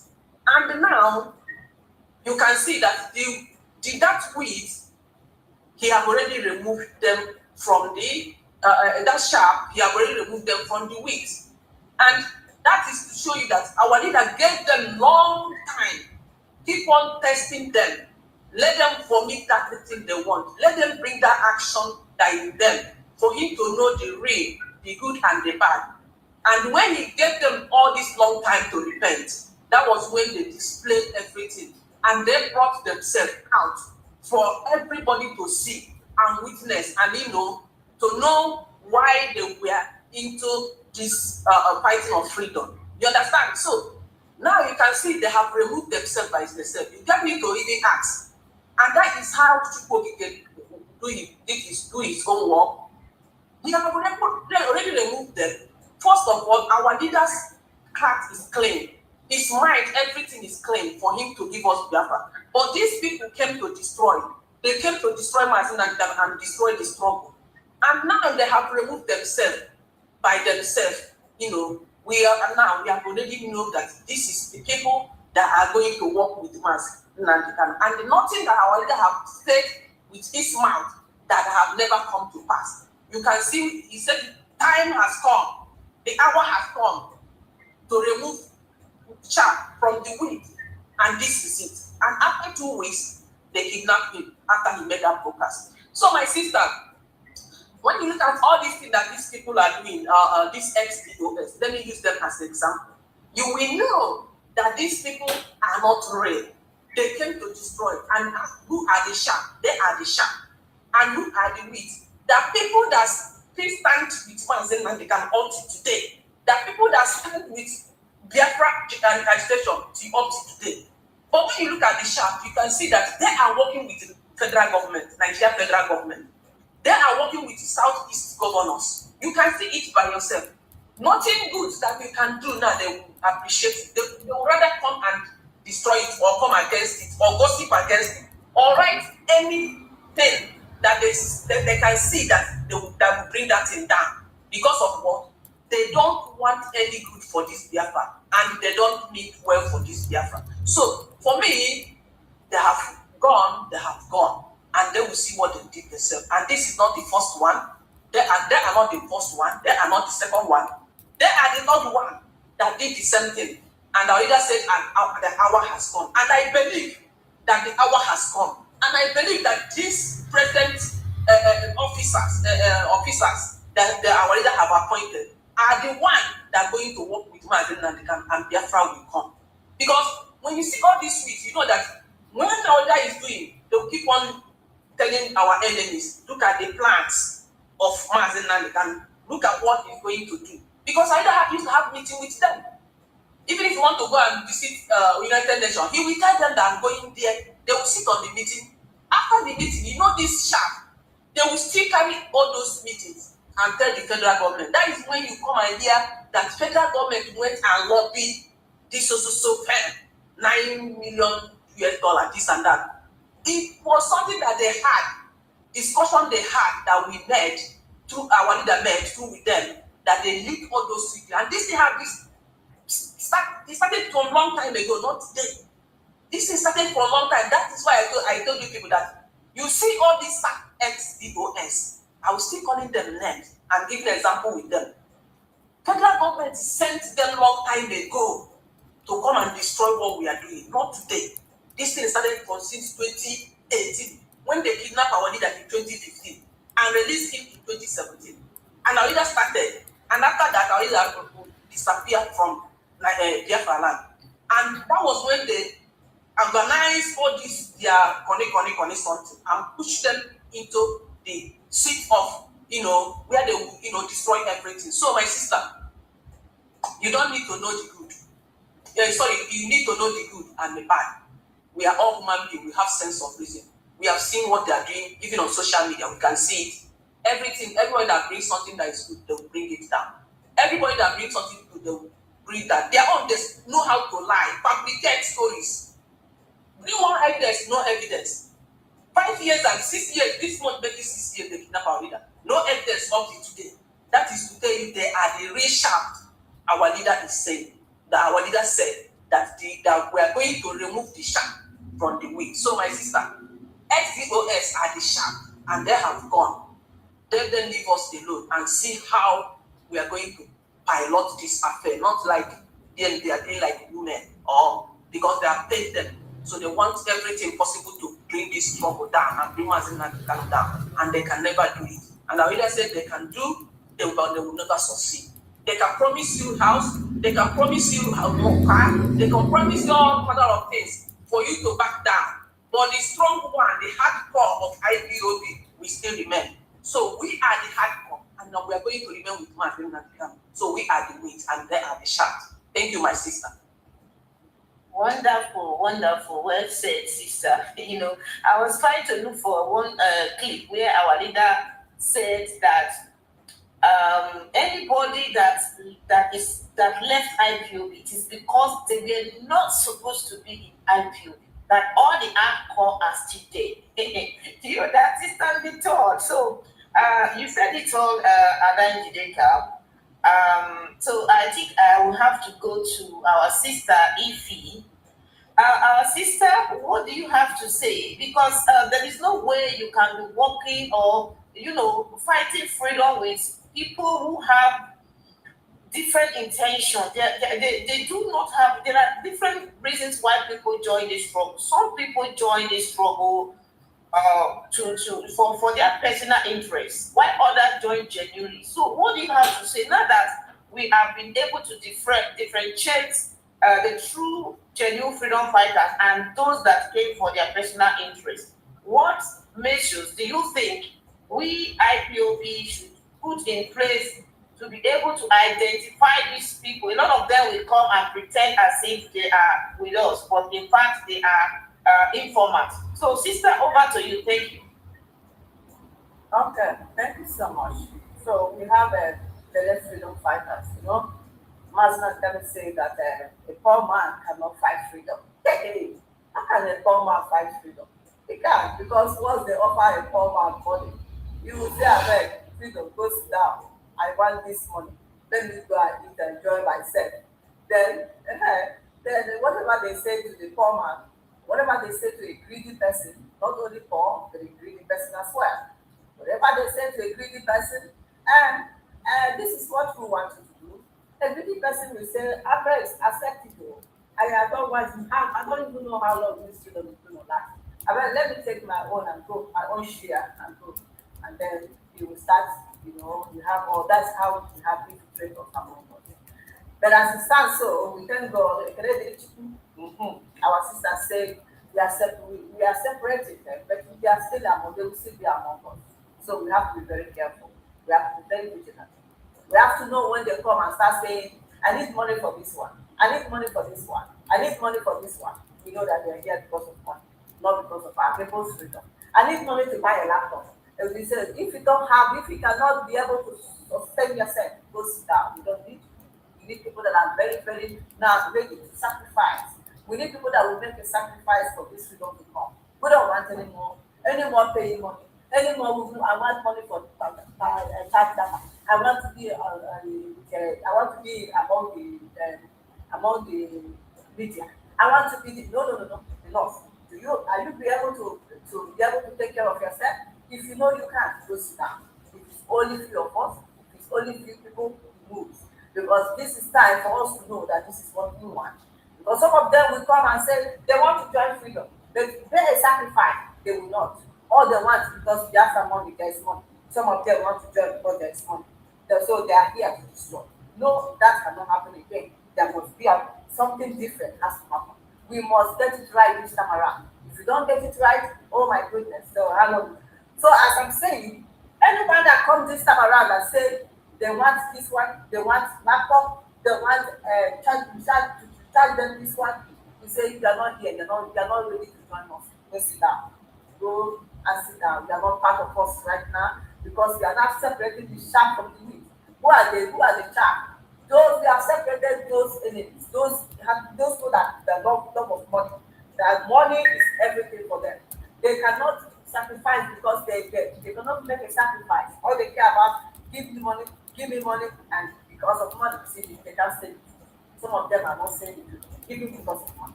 So what are we going to do? First and foremost, no longer all these people coming to say they are fighting for freedom, they want to be part of us, they want to do this one, they are asking for money to be paid the monthly money. That has to stop. No more paying people like a gives money anymore.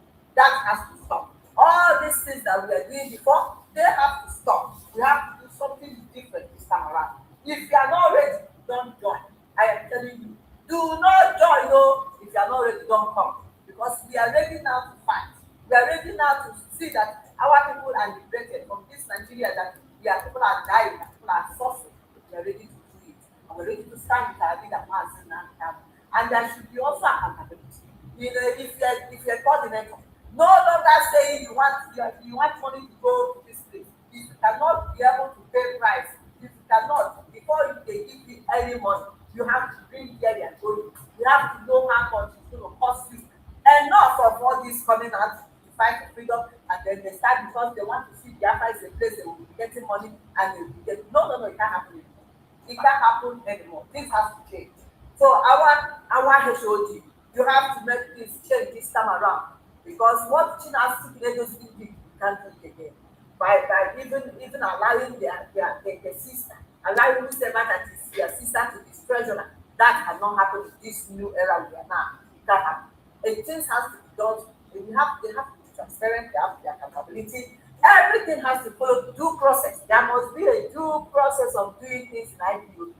No longer anybody coming to steal from us. You guys are still enough. We are done giving money, and then nothing is being achieved, and nothing. And people back home, those back home, take care of them. Those that have their family have been injured, those that their family have something has happened to them because of this struggle, something, you know what I mean. Those people look after. You can no longer be giving people in Europe money to subscribe, because this has to stop. No longer giving people living in Europe money to say subscribe or buy you laptop. No more. That has to end. If they won't pay back sacrifice, let them not join. Let them not join, my people, because they have destroyed this struggle. They have destroyed it. So what am I saying? Nnamdi Kanu is there with us, and we are here. All we do is do what we can do to support, so that our people can be free people. Enough of scamming people. Enough of collecting money, and we see nothing being done about it. This has to stop. This is the time for new era, for new things to happen. We do not want the let freedom fighters anymore. And we have to be very careful who we are giving to be a coordinator, who to be our financial treasurer, our financial secretary, our treasurer. There must be accountability, there must be transparency. That is the record. Every month we say how much we collect, how much we spend, how much is left for us. Some coordinators, like, are you the one telling me yesterday that a coordinator chief Lagos State added in their own they brought a coordinator is not the one to know how much to do, is the one collecting money, is the one keeping money. Who does a thing like that? Who does a thing like that, my people? Hey, God forbid. So this is going to be a very, very different, because we are really out. People that are born for this struggle, Mazin Nnamdi Kanu said, there are people that are born for this struggle. It's time for you to come. If you are the one, if you know you are born for this struggle, come and join. Don't say you want to be on the side because things are spoiled. Because if all of us run away, if you say no, we don't want to come. If all of us say no, we don't want to be part of this. How are we going to support the man that is suffering and telling the Nigerian government, if you do not give me Biafra, I am going nowhere? How are we going to support it? So you guys want to run away? Who will help do it? Who will help?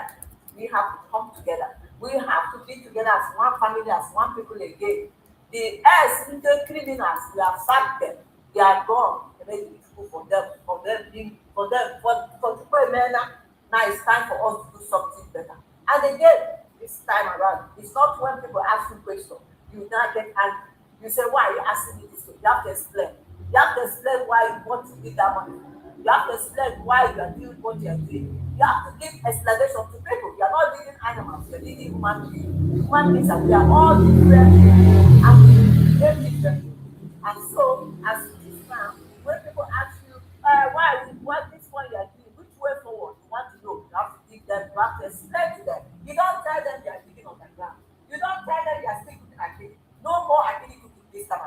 We are no longer going to accept everything we are doing on the underground, and then things are not being done. And we have seen for how many years nothing happened.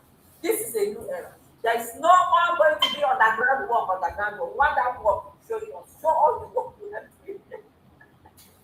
No more underground. We are no longer going to be the era of underground work of the criminals that are telling us every day they are doing underground work. They show us the underground. They say, don't worry, it's coming. No, it's not going to happen anymore. We want action. We want to move. We want to see things being done. Because it cannot continue to be here. Shouting every year, freedom, freedom, freedom. But we are not achieving anything. So please, that is my goal. Thank you so much, my sister. Thank you. Thank you, Ada Ifi. Thank you for your submission. You made mention of finance when you were making your submission. Yeah, this it made me to remember a post that was made by somebody today. A very funny post, but there is need for us to address it. IPOB does not hold anyone any apology or whatever action taken by the Supreme Leader. We do not owe you any apology or any explanation for the actions taken by our Supreme Leader. Well, we have said it in our last program. We defined the word supreme. So it's high time some of you start picking your dictionaries and go and take a look at what the definition of supreme. Okay? Now, when you talk about finance, these people who accuse our leader and his family that they are embezzling IPOB's money. These are the same people, like I rightly say it here, okay? I have spoken with someone in South Africa who told me how she was, their units, they were asking them to submit money today, right? And the lady, in fact, I'm going to invite her on our platform for her to narrate what happened. She said they sued them to court because they refused to give this money to them. They refused. And these people, even before this sack of this SDOS came up, they've already started fighting those that refuse to succumb to their agenda. Those that refuse to support them, they have started already. Now, let me come back to our unit here in Luxembourg. What I know is that because they are lying that they do accountability auditing and all that, it's not true. The Chief Edozie decided, right, to give an order that the accounts, when the account was blocked by the German government, right, they now set up another account, and in that account that they set up, they now made it compulsory for coordinators, national coordinators, to be signatory to those accounts. And you know that in my unit, I will speak for my unit, right? The national coordinator has never ever for one day tell us how much is in the account. The only thing he will tell is that this is how much that was paid. What is the balance of the account? We don't ever see that. Okay? Actually, on the other side, he will always pass a message that he needs this amount of money, and if that money will be sent to him. What now? After sending money to a bank, what is left in the account? These are the same people who are castigating our leader of investing money. We do not know what they do with the money. So when we talk about sanitization, we are also referring to the finance structure, that this has to be changed. Everything must be changed. Everything must be sanitized in a way that every office must handle their office accordingly in a more professional way. You can't be a coordinator and you are trying to handle the position of finance. You can't be a financial, a secretary or a treasurer, and you want to do the job of a coordinator. No. Everybody has to be to handle their position the way it's supposed to be. So now, somebody that is asking that for them to be able to lead IPOB because they are sacked, that Nnamdi Kanu should give them 50% of the IPOB shares. Honestly, it's crazy. It's crazy to reach such kind of write up from somebody claim he's a freedom fighter. So that means this whole thing is just exposing them in depth, exposing them more and more that these are people who came to this struggle for their selfish interest, for self-benefit. When you are in an organization, let's even forget about IPOB. If you are in an organization, whatever donation you are doing is voluntary. It's voluntarily, and you start asking that they should come and give you what you have donated to the organization. So now I want to even make it clear. Now this write-up, I will read it as soon as Ada. You should talk about it. You should comment on it, please. If Kanu wants us to leave IPOB alone, he should divide the IPOB money and give us 50% so that we can run our own group, Biafra community. If not, we will destroy IPOB. Now, they are now coming out to tell Biafrans of the truth that yes, this Biafra community that they registered since 2020, they are coming out gradually to announce it to people that are following the algorithm. So, sister, what do you have to say to such kind of a write-up? What do you have to say to somebody that is writing this nonsense and publishing it in the public? Is IPOB a movement where somebody can just come up from nowhere and start challenging our leaders' order? Don't we have a constitution? Don't we have a code of conduct? What does the code of conduct say about you being sacked? Once you are sacked, you are sacked. So I will leave it to you, Sister Idideka. I think you wanted to say something on this, please. Over. Thank you. Okay, my sister, thank you. The people that are writing this thing, I know all of them are the same. People that embezzled all IPOB money all over the world, where IPOB are, residing. Now, if he wants Nnamdi Kanu to give them 50% of the money, let them first come out and give us accountability of the one we have contributed for the past 5 years. Let them share that one into two. Let them give us one, let them take one. Then when Nnamdi Kanu comes out from detention, he will also come out and give accountability of the one that is in, if it's one, because if it's one holding the money, then he will come out and give accountability of his own. Then we will share it. But let's start with them first, because they are the people that we are seeing now. Let's start from day one, from them, from 2021 till date. I've contributed enough, so much money in Biafra land. So my money is included. So they will come out first and do the accountability, then share the one they are holding. Then they will now go to our IPOB account, they embezzled. They will bring all those money that have embezzled. Like in USA, they embezzled $700 and something thousand. In the UK, it's the same thing.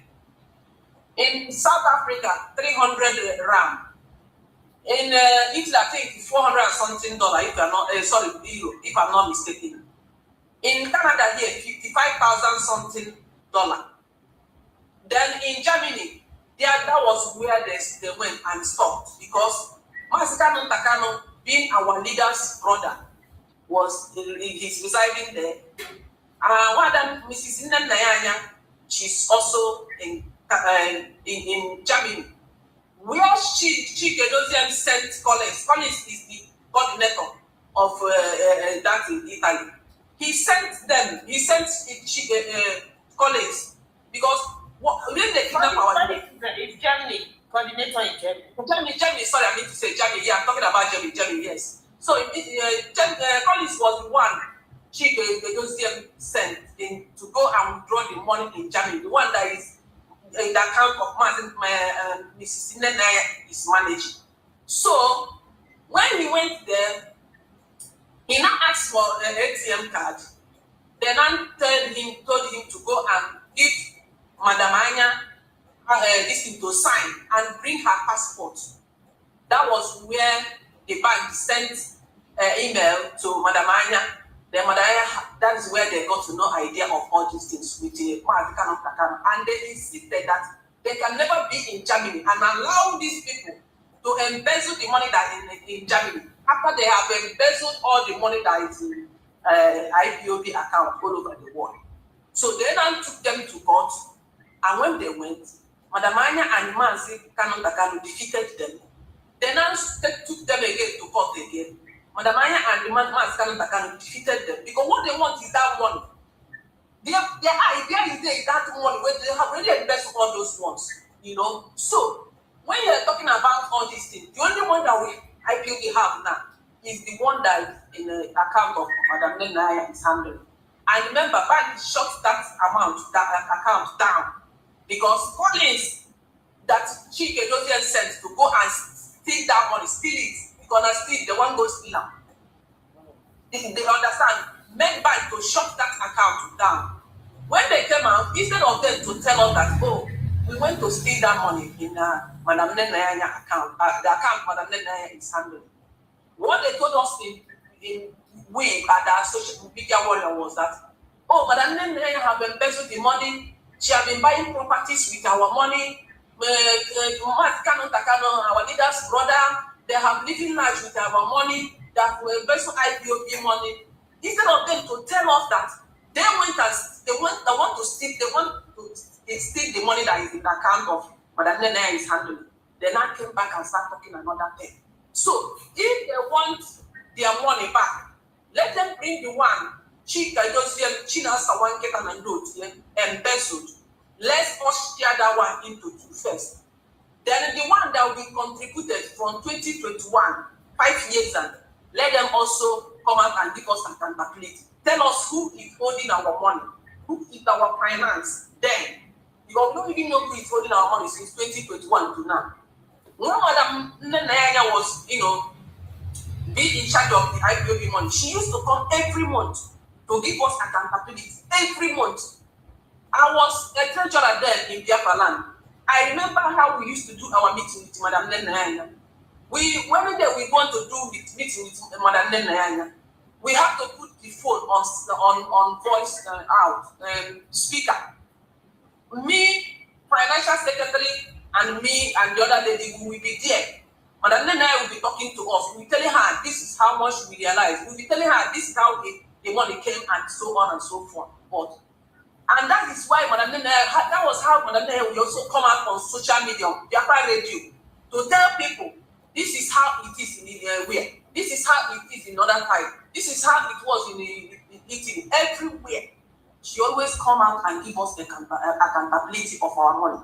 But these people, they have never come out one day for the past 5 years and to tell us even the person that is in finance that is holding our money, complex of how much is in our account. And remember, all the money we have been contributing, they have not been doing anything. They told us they are doing underground work. So now them go come out, come bring the money where we contribute, and the one where they the account before they kidnap our leader. We will check all those one, check and balance, and know who is going to balance each other. So thank you, and that is all it is.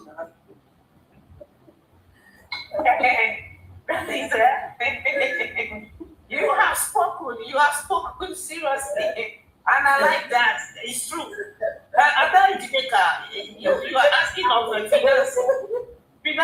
financial officers. The council that was abolished after Mazi was kidnapped. They now gave an order for the national coordinators to be in charge. I said it now. That was what happened. That was why you see that they were not giving you accountability. They couldn't do that because if they do, people will start asking, what happened to the money? Where did you send this money to? What did you use this money for? I am telling you, in my unit here, we don't ever see anything about that account. The only thing is this amount of money was paid in, this amount of money left to Agba gave by discretion, this money should go to this way.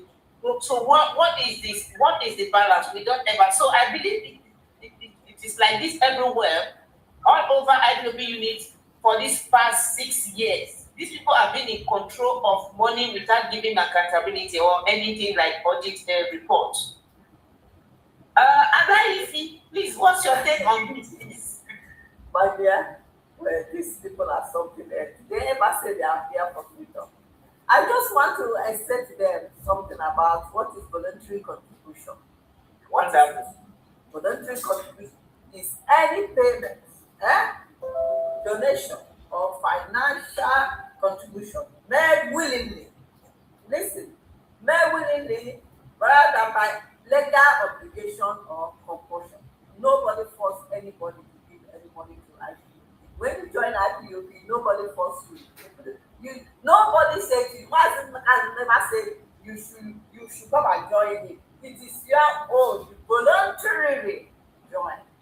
And when you join, they tell you the list, you saw the code code of conduct, you saw that. And you agree, you understand? And you agree that you be paying monthly money, you pay this one, you pay this one. It was not forced. Nobody forced you. So, even in the church, if any money you give to this pastor, you can't go back and tell them to give you back. It's voluntary. Nobody forced you to do it. You willingly gave the money. Get the money now. Some of them, they get the money because of what? Because of the freedom that they're seeking for. That is why they gave it. So coming out now to say, you can't tell them as those people that the money that we send to people back home, you go and collect it from them. Is it the money that was sent to people back home? You go back home and tell those people, send us the money back. Somebody will just talking rubbish. Imagine, because he's a poor guy, he doesn't have any money. He's very, very wretched. He's very, very poor. Money that, imagine how much did he even pay? How much did this guy contribute? Some of us will go to the market, we will see a bag, a designer bag that is 500 euro, 350, we buy it. And then that is it. And because he doesn't, I said he's working in the airport. He's doing some cleaning job. I know the job is a job. So that is why he's so angry with this money that he said he wants it back. Let them know what. When we get our freedom, every amount where they say they give, they will tell them how much they say is contributed, give to them. No one. What kind of people is this one? If they say they are fighting for freedom, that man can, if not, they will destroy IPOB. You cannot destroy IPOB. You can never. You guys are gone and gone. You can never destroy it, though you are lying. You can't. Because he said, first and foremost, my sister have already explained. He said, you guys, the one that we contributed all this one, all the one people contributed, because after they have sacked me, I stopped contributing. Before I joined Simon, I stopped. So my mom from then, I will not say let them come and give me, because I'm telling you the truth. I did not contribute anymore. I stopped. So people that the money that other people contributed, that they say they are using to do this one. And these people never send money from the money that because of him, the people are giving that money. Because of the people who are giving them money, they never send any money to them. Then all the money they say they stole from you are America, $700 and something, $700 and something thousand. All this money, who are they going to give their country? Who? Well, I hope, as I say, they should bring it and then they have it. The one in South Africa, all this money. Why will they not come and give half them? Then we now know who is going to balance, who is going to balance them. Because their eyes is that money in America, in Germany. That is where their eyes are. It's even then that because the reason why the money in Germany is not being still there. Oh, that is how to go if they wanted it. If not, they will have people back collected that one as well. But because they wanted it so that they will buy fake signature. I wish all of them would like a certain. So what I'm saying is that voluntary money you give is not nobody forces you to do. It is high time for them to know what is voluntary contribution.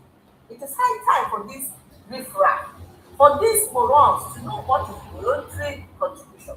Means any money you give out without nobody forcing you to give it, it is gone and gone forever. Do you understand what I mean? You cannot come back and start saying you want it back. It is gone and gone forever. Go and read what it is, and it is the law. Nobody, unless somebody can come to you and say, they say scam you, then you know that they are not scamming you because our freedom, we are still giving freedom.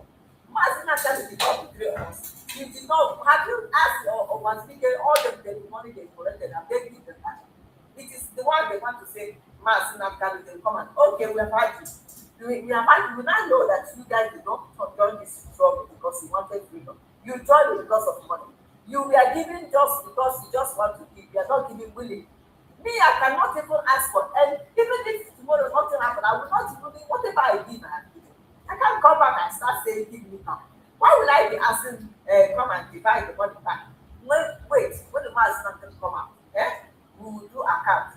They will know who is going to pay us back. Either we pay you or you pay us. And I believe you are going to pay us because all the money we paid to you, all the money people paid, you did not even send Mars in that kind of time. You did not even take care of the lawyer. You were only giving the lawyer Amate again, the one that you guys will give them and you tell you, okay, collect 100,000 from people and give me 50 and you guys take 50. That is the one. You will give account of every money you spend. That way you cannot go away. Now, you cannot do that. You will definitely give account. When all this money is not going to come, what's not going to come out, you will give it.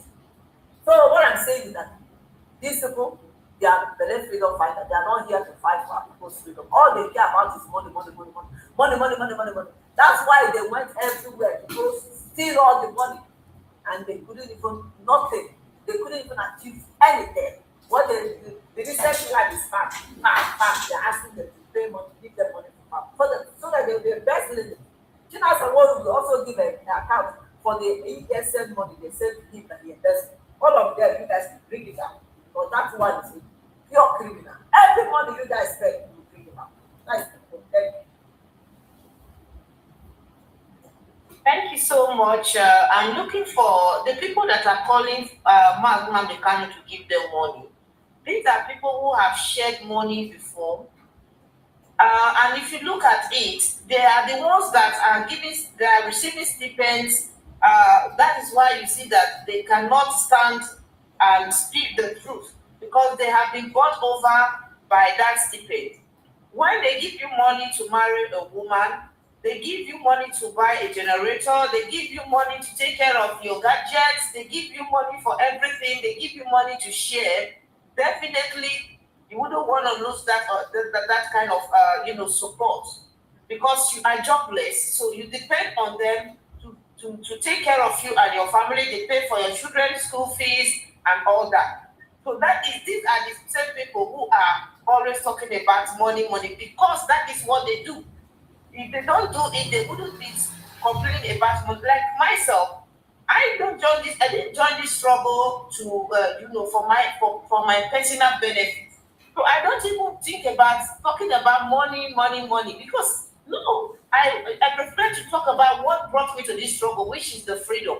So when you are talking about money, it's because that is what brought you to this struggle. So I want to solicit to one of them. I have a lot of their clips where they were sharing money for them. The ones that went to market to price computer, laptop, the ones that they gave money to marry their wives and all that. The ones they bought a generator for and all that. That is why you see these people. They are working for their stipends. That is it. As I am today, if somebody is giving me money in this struggle, then I will always want to be loyal to that person. That's it. The person is buying my voice. The person is buying my conscience, So my consciousness, I would just be making sure I please that person. That is what is happening to these people. Not unlike us that we are even putting everything we are putting. You understand? So the difference is very clear. Let's listen. Biafrans should pay attention. We always like to, when we say things, we always back it up with evidence, facts and figures. Let's listen to how these people have been sharing money, and these same people will open their mouth to castigating our leader and his family, a family that have sacrificed so much in this struggle. They have lost their both parents. You think it's easy for this family? And what you could pay them with is insult and blackmailing. Saying things you don't have evidence to back.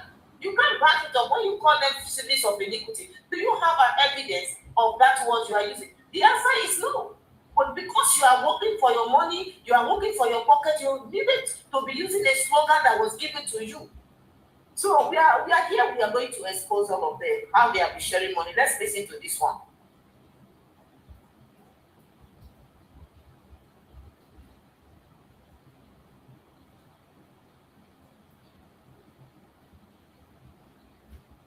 How they are sharing IPB money.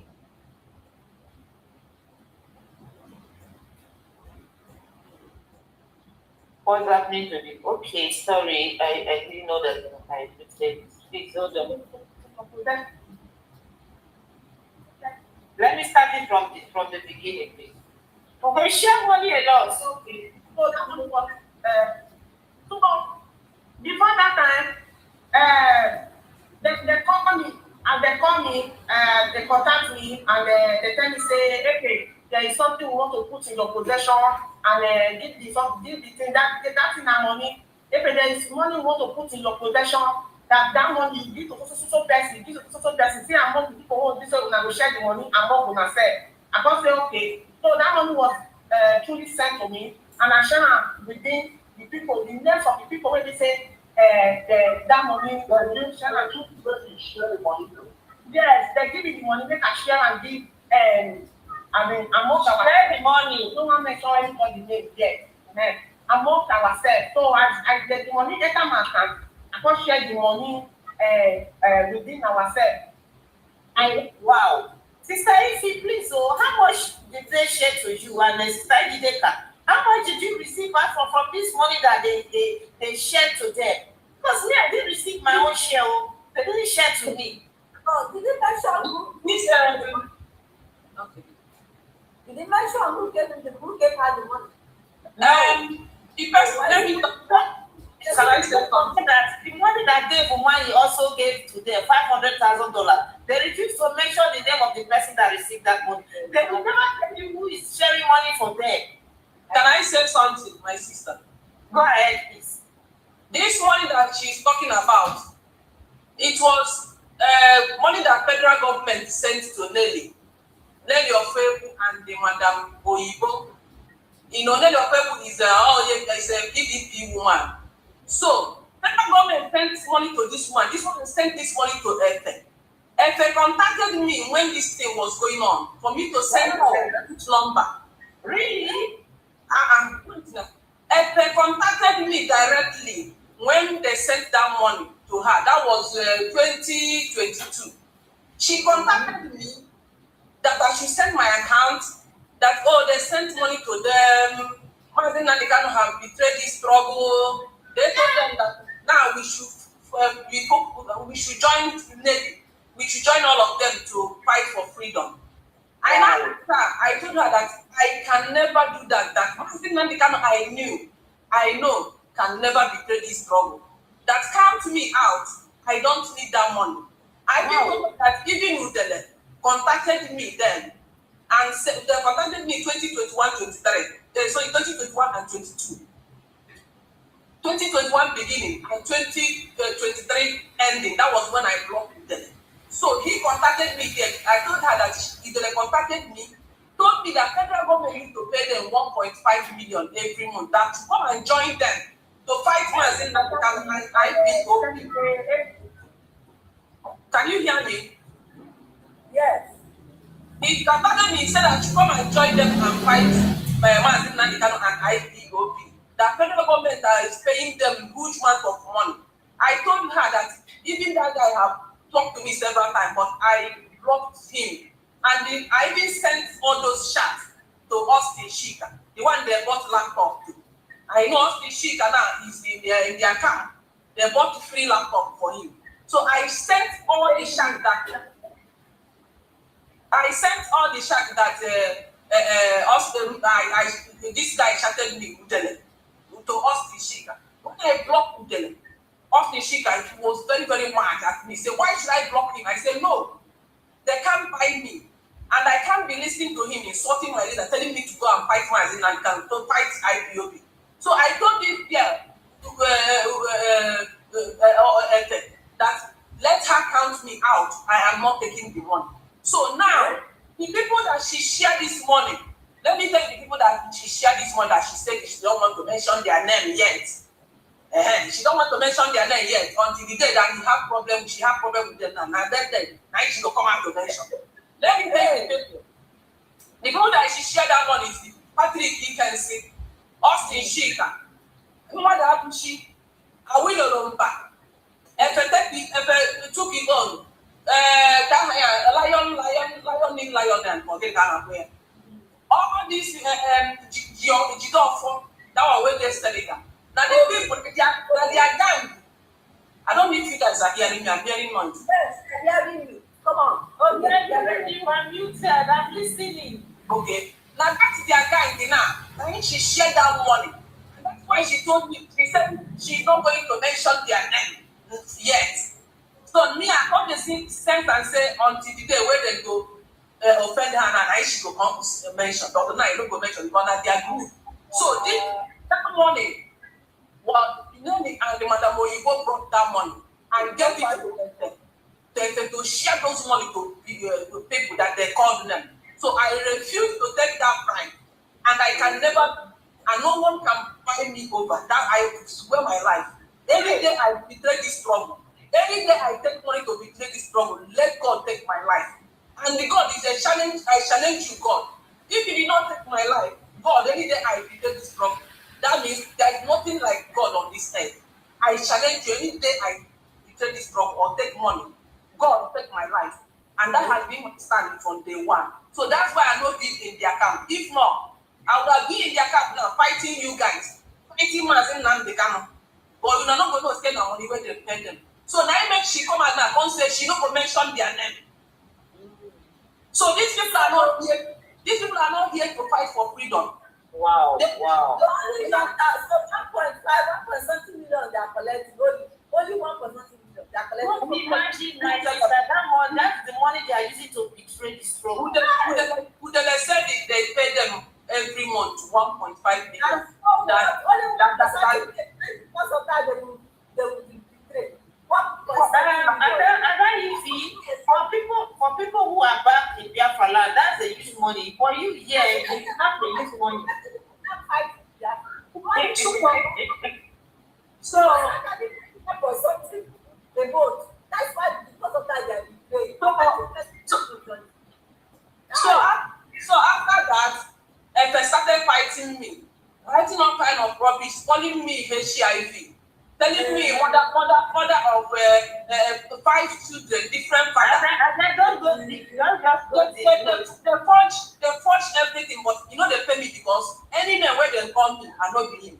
I'm not a HIV positive because I came to Canada.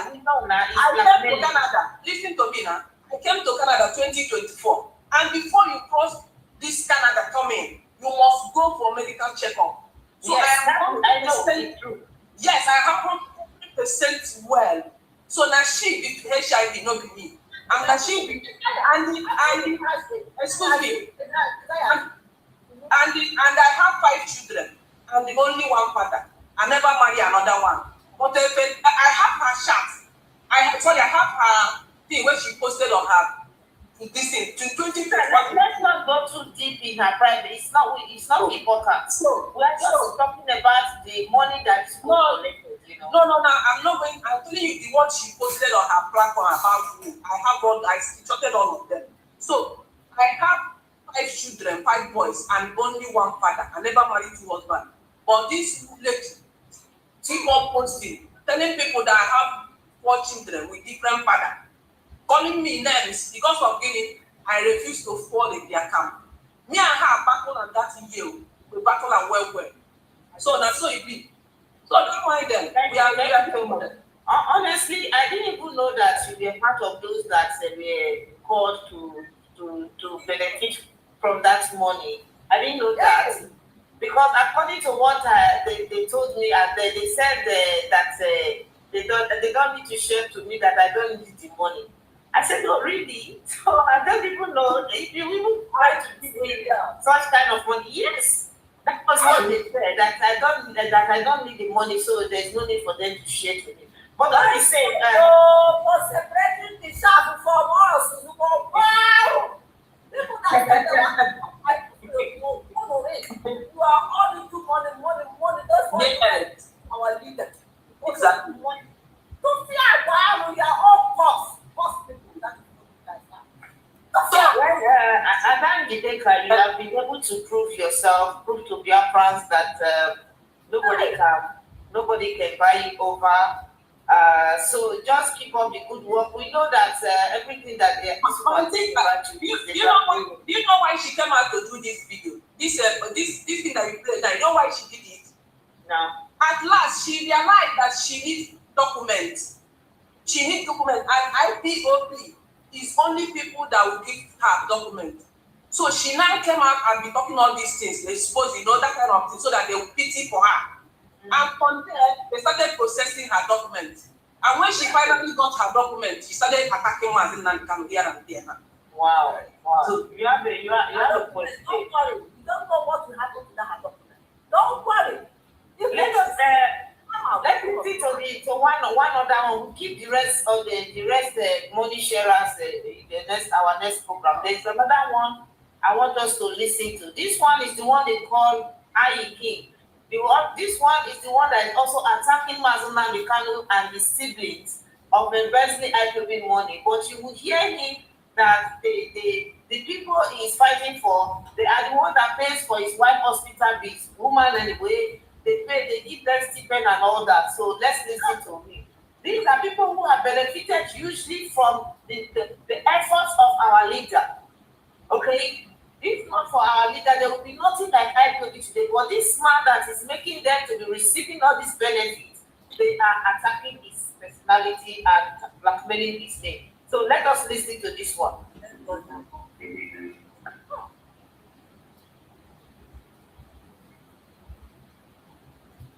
Yeah, I'm not taking good sir. Just 1 minute. Yeah, just like one to another opportunity where another I feel family or somebody to be proud of. A family one should be always be proud of. My mother was right, like I would give such favor so easily to the Jama Canal. IPOB, in instance, but thank God that I'm part of IPOB. Family on the German, but also I think I can bodily say yes. I'm a beneficiary of the German, but also our family are very, very wonderful. Barika. That's one of the candidate in the gap. I think watching that will be the individual and collectively. Imagine how much. Oh, that could see the recognition. But woman, I'm going to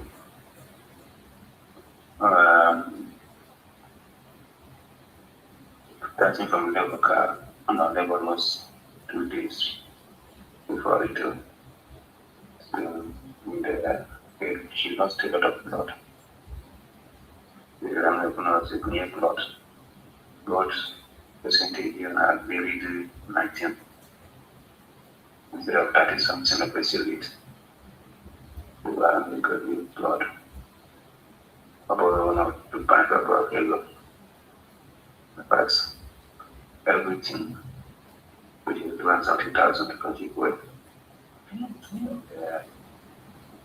I'm going to make a CPR. I will leave it here. It's a bit long. So let me leave it here. So you have seen, you have listened to it. These people are accusing our leader's family unjustly without evidence, even though we never accused them. But we have evidence of how these people have been receiving benefits from IPOB. We have never, if not that they are just attacking our leader or attacking his family, I wouldn't even bring it out. It's unfair. Something that you know you are doing, why are you putting it on someone else? It's because you are doing it. That's why you're putting it on these people. They are trying to frustrate, to destroy this family. A family that has sacrificed so much already. You want to destroy them more and more. You are never tired of fighting them. What do these people gain every time they type siblings of iniquity? We have asked them several times, where are their own siblings of righteousness? If you say our leader has siblings of iniquity, where are your righteous siblings in the struggle? One of them that is the engine room of all these things. His own sister is in the finance. It's angling finance. You understand? So these people, what they are accusing our leader and his family of, that is exactly the things they are doing. Biafrans must pay attention. You must, you start using, don't allow these people to fool you. They are in for money. They are in for benefits. They do not have the interest of the people at heart. That is why it is very easy for them to do what they do. It's very easy for them. I think we are going to stop the live program because our program this evening has some issues. We have already spent roughly 2 hours, but it is showing us that the live has been there for 50 something minutes. So there is a little bit of technical issues, and so I would like us to round up so that we can close this program. So let us just wrap up briefly about this money benefit and stipend issues. This is why when we talk about sanitization, these are the things that need to be sanitized. People who are coming into the struggle, putting their personal burdens on the struggle, these kind of people will not be tolerated. If you are fighting for freedom, get a job. Starting from Uchechi, you should get a job and others follow suit. Get a job so that you wouldn't be a burden. You are supposed to be supporting the struggle, not taking from the struggle. So I will leave you Ada Ifi to give your closing remarks so that we can close the program. Thank you so much.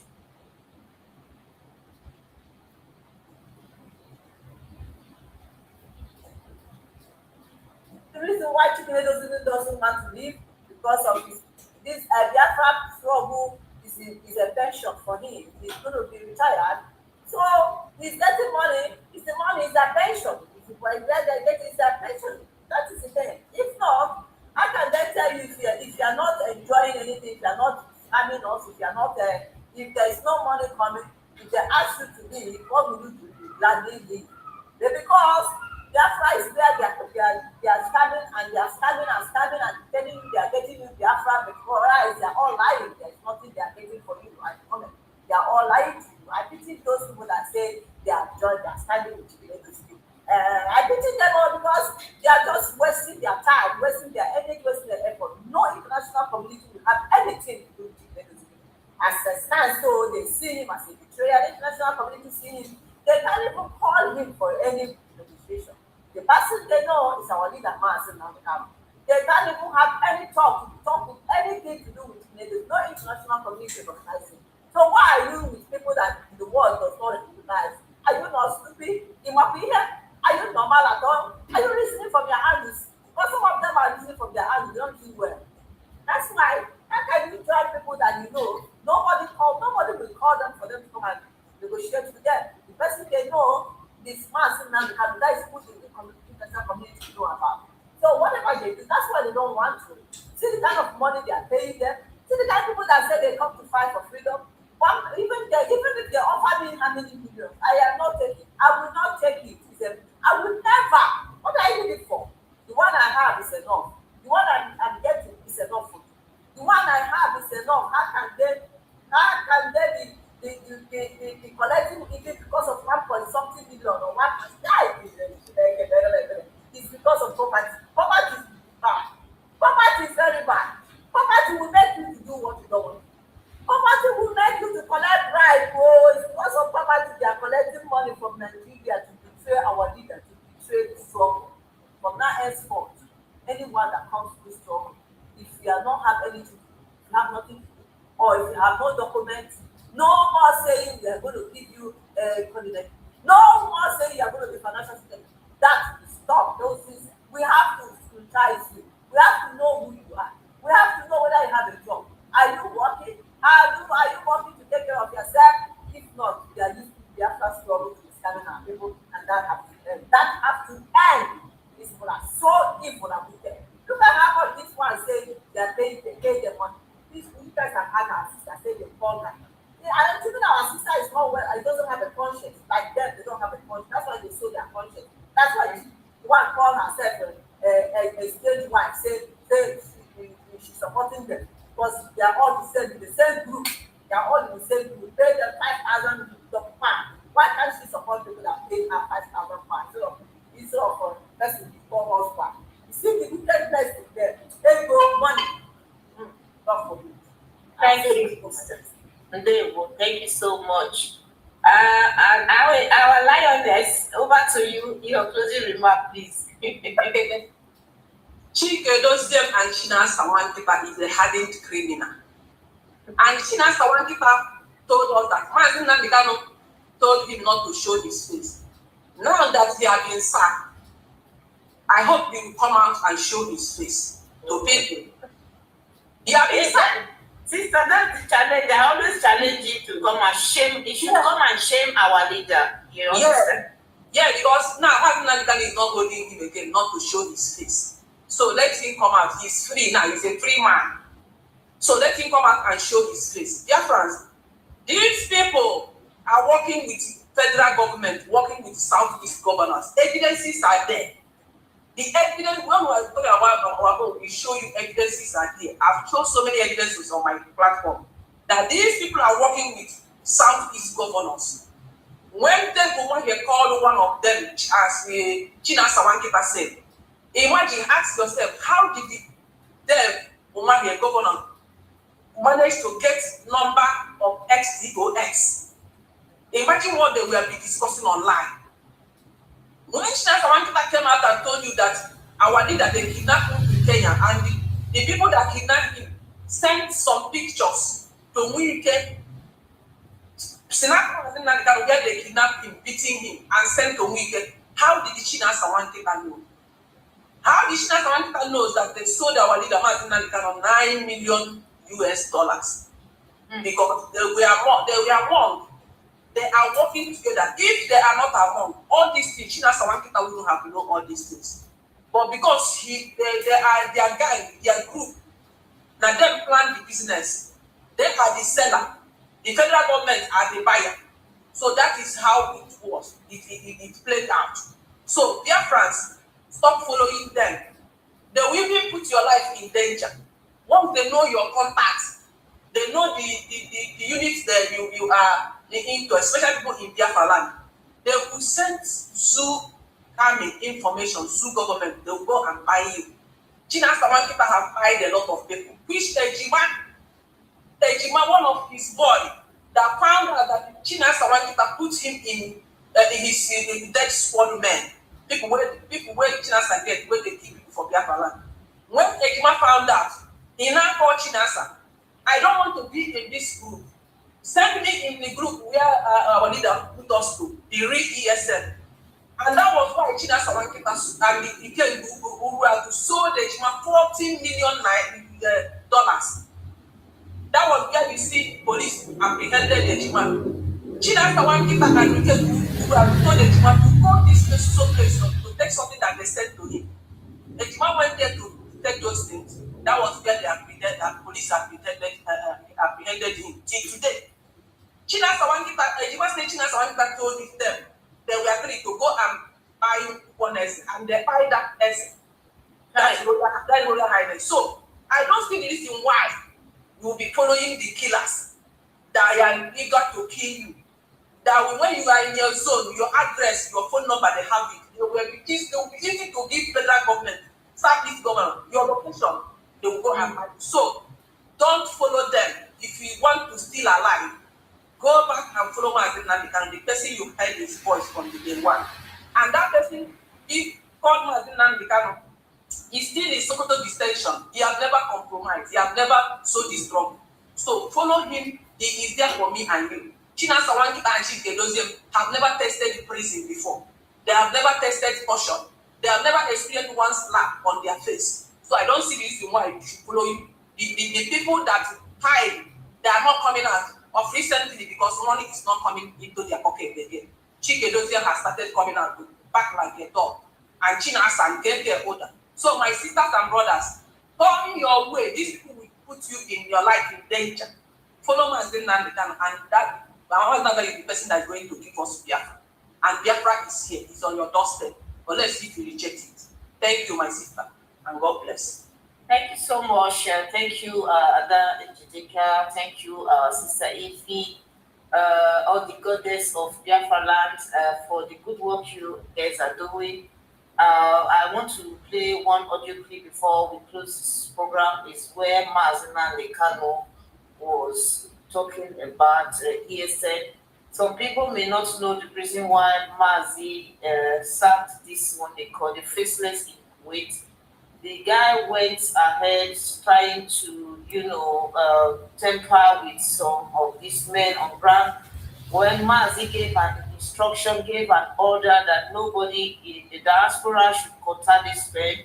I'm doing this because you talked about Ejima, and I was in a forum where when Ejima was arrested, when that interview was, the first day the interview came out, Okefori posted that video and was like saying that Ejima is one of them, etc.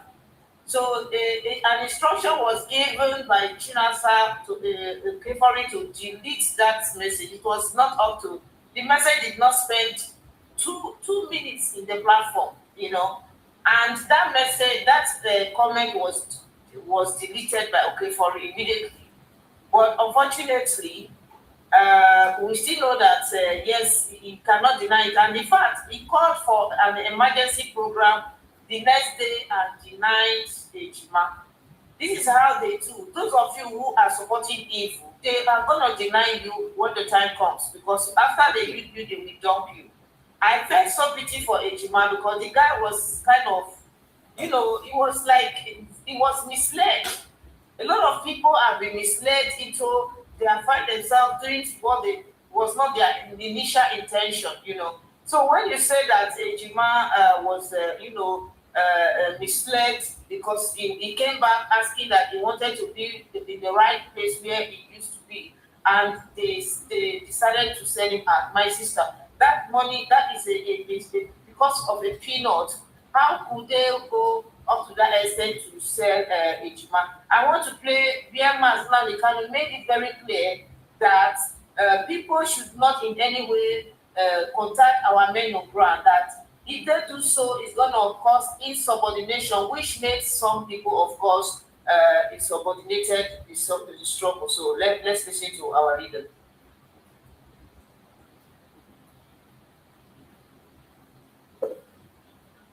I don't currently look for no one to also to the diaspora. I thought that some very well for what we're doing on the ground. Especially the women in the front line. Nobody wants to get a comment on hungry or that they're sick. They're not able to right to go. Nobody like that. But I want to warn all of us in the diaspora to be very, very important. Stop calling people who are on the front line. You will insist on contacting commanders on the ground. Telling them, no, because it brings subordination of the city, which we cannot afford right now. We are living from them. Very soon the number is going to release. The command of TSN flows from me to our high command, to our generals on the ground, who now do consulting to the men. We don't want a contamination of that chain of command. But doing very well now. And all those who are independent of this, concerning to people in the diaspora, you must stop politics. You must stop it immediately.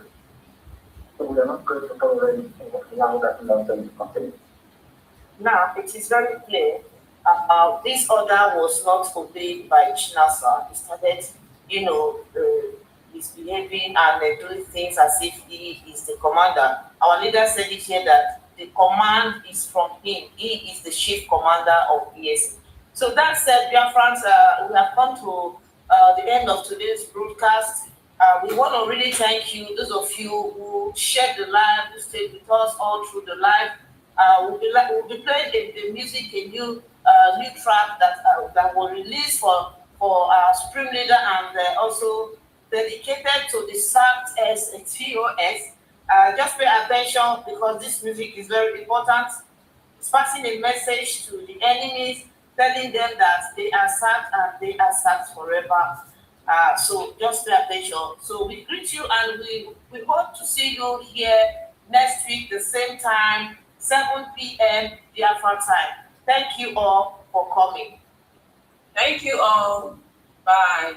Let the truth be told to the world. You cannot occupy a house and claim ownership. The tenant cannot sack the landlord. The employee cannot sack the employer. My Nnamdi Kanu is the boss. The supreme leader of my farm. Whatever he says, goes.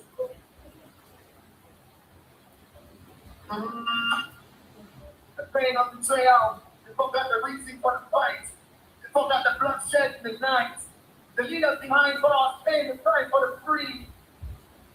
While the third girls chose greed and come to their knees. We trusted them to fight for his release. Instead, they found out for personal peace. Robbing the media, spreading lies and shame. Trying to hijack the movement. Trying to fight man. But you cannot cheat the foundation. You cannot trick the land. The employee cannot stop the cause. You can't do it, the leader.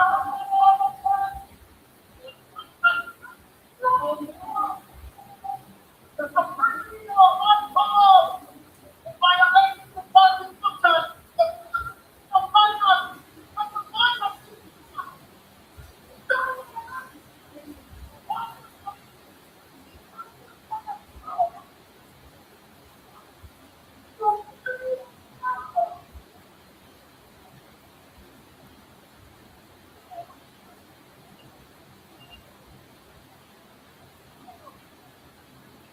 But whatever must be done, we can't stay.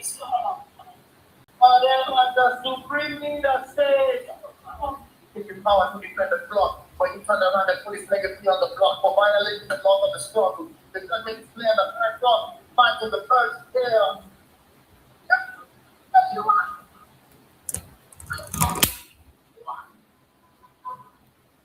Tell the people who are stripped of the fight. The fourth dawn on the movement is alive. It can never die. You go to the horizon, look at the sky. The fourth dawn, the freedom to stand. Carrying the mind, and defending the line. Now we are moving into the left and taking a step to the stage. Working with the American, one with turning the cooking comments and listening to the world will speak. The genocide, our people must be free.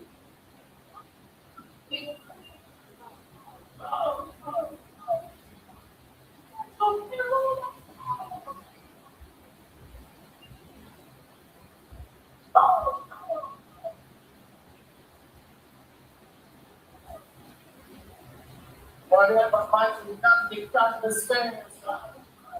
Whatever the supreme leader says, the employee can never clear the form. The fourth dog is marching on victory certain.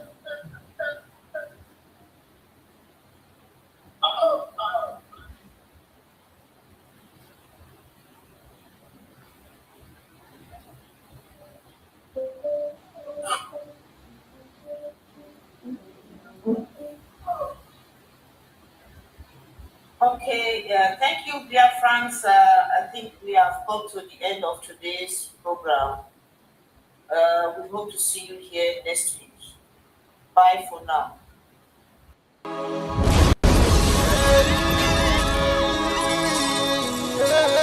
This is from Biafra's Got Talent. We are letting Biafrans know the reason why we should remember those who gave their lives for us, those who died, that we may live. You died to end my suffering. You died fighting for my freedom. Your blood is the sin.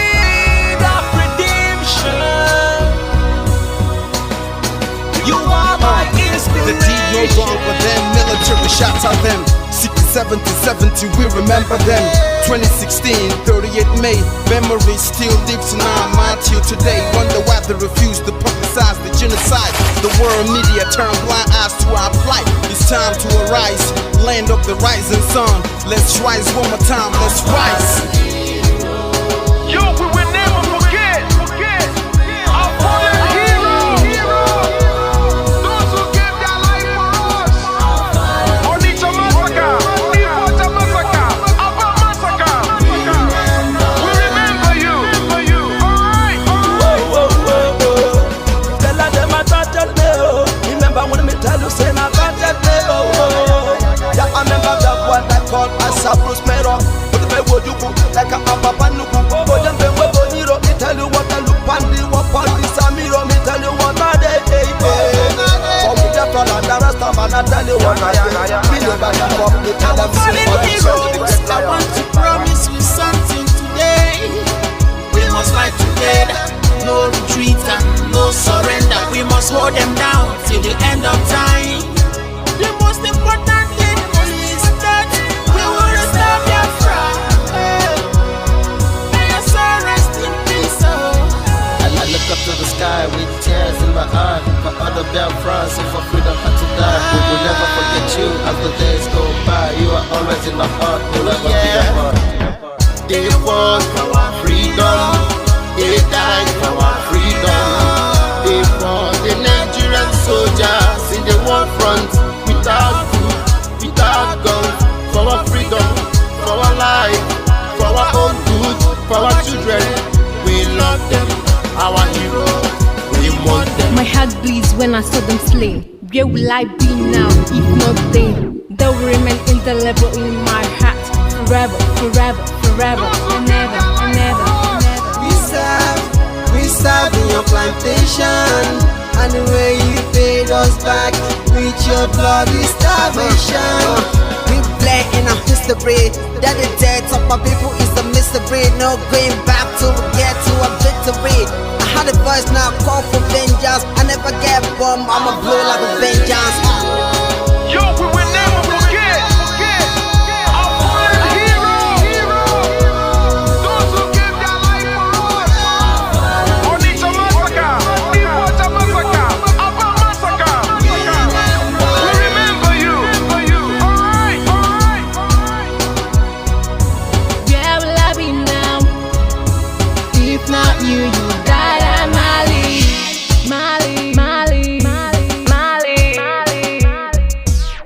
They were starved to death because of our freedom, and they paid the debt for our freedom. Flag high for those that died in the genocide, fighting for you and I.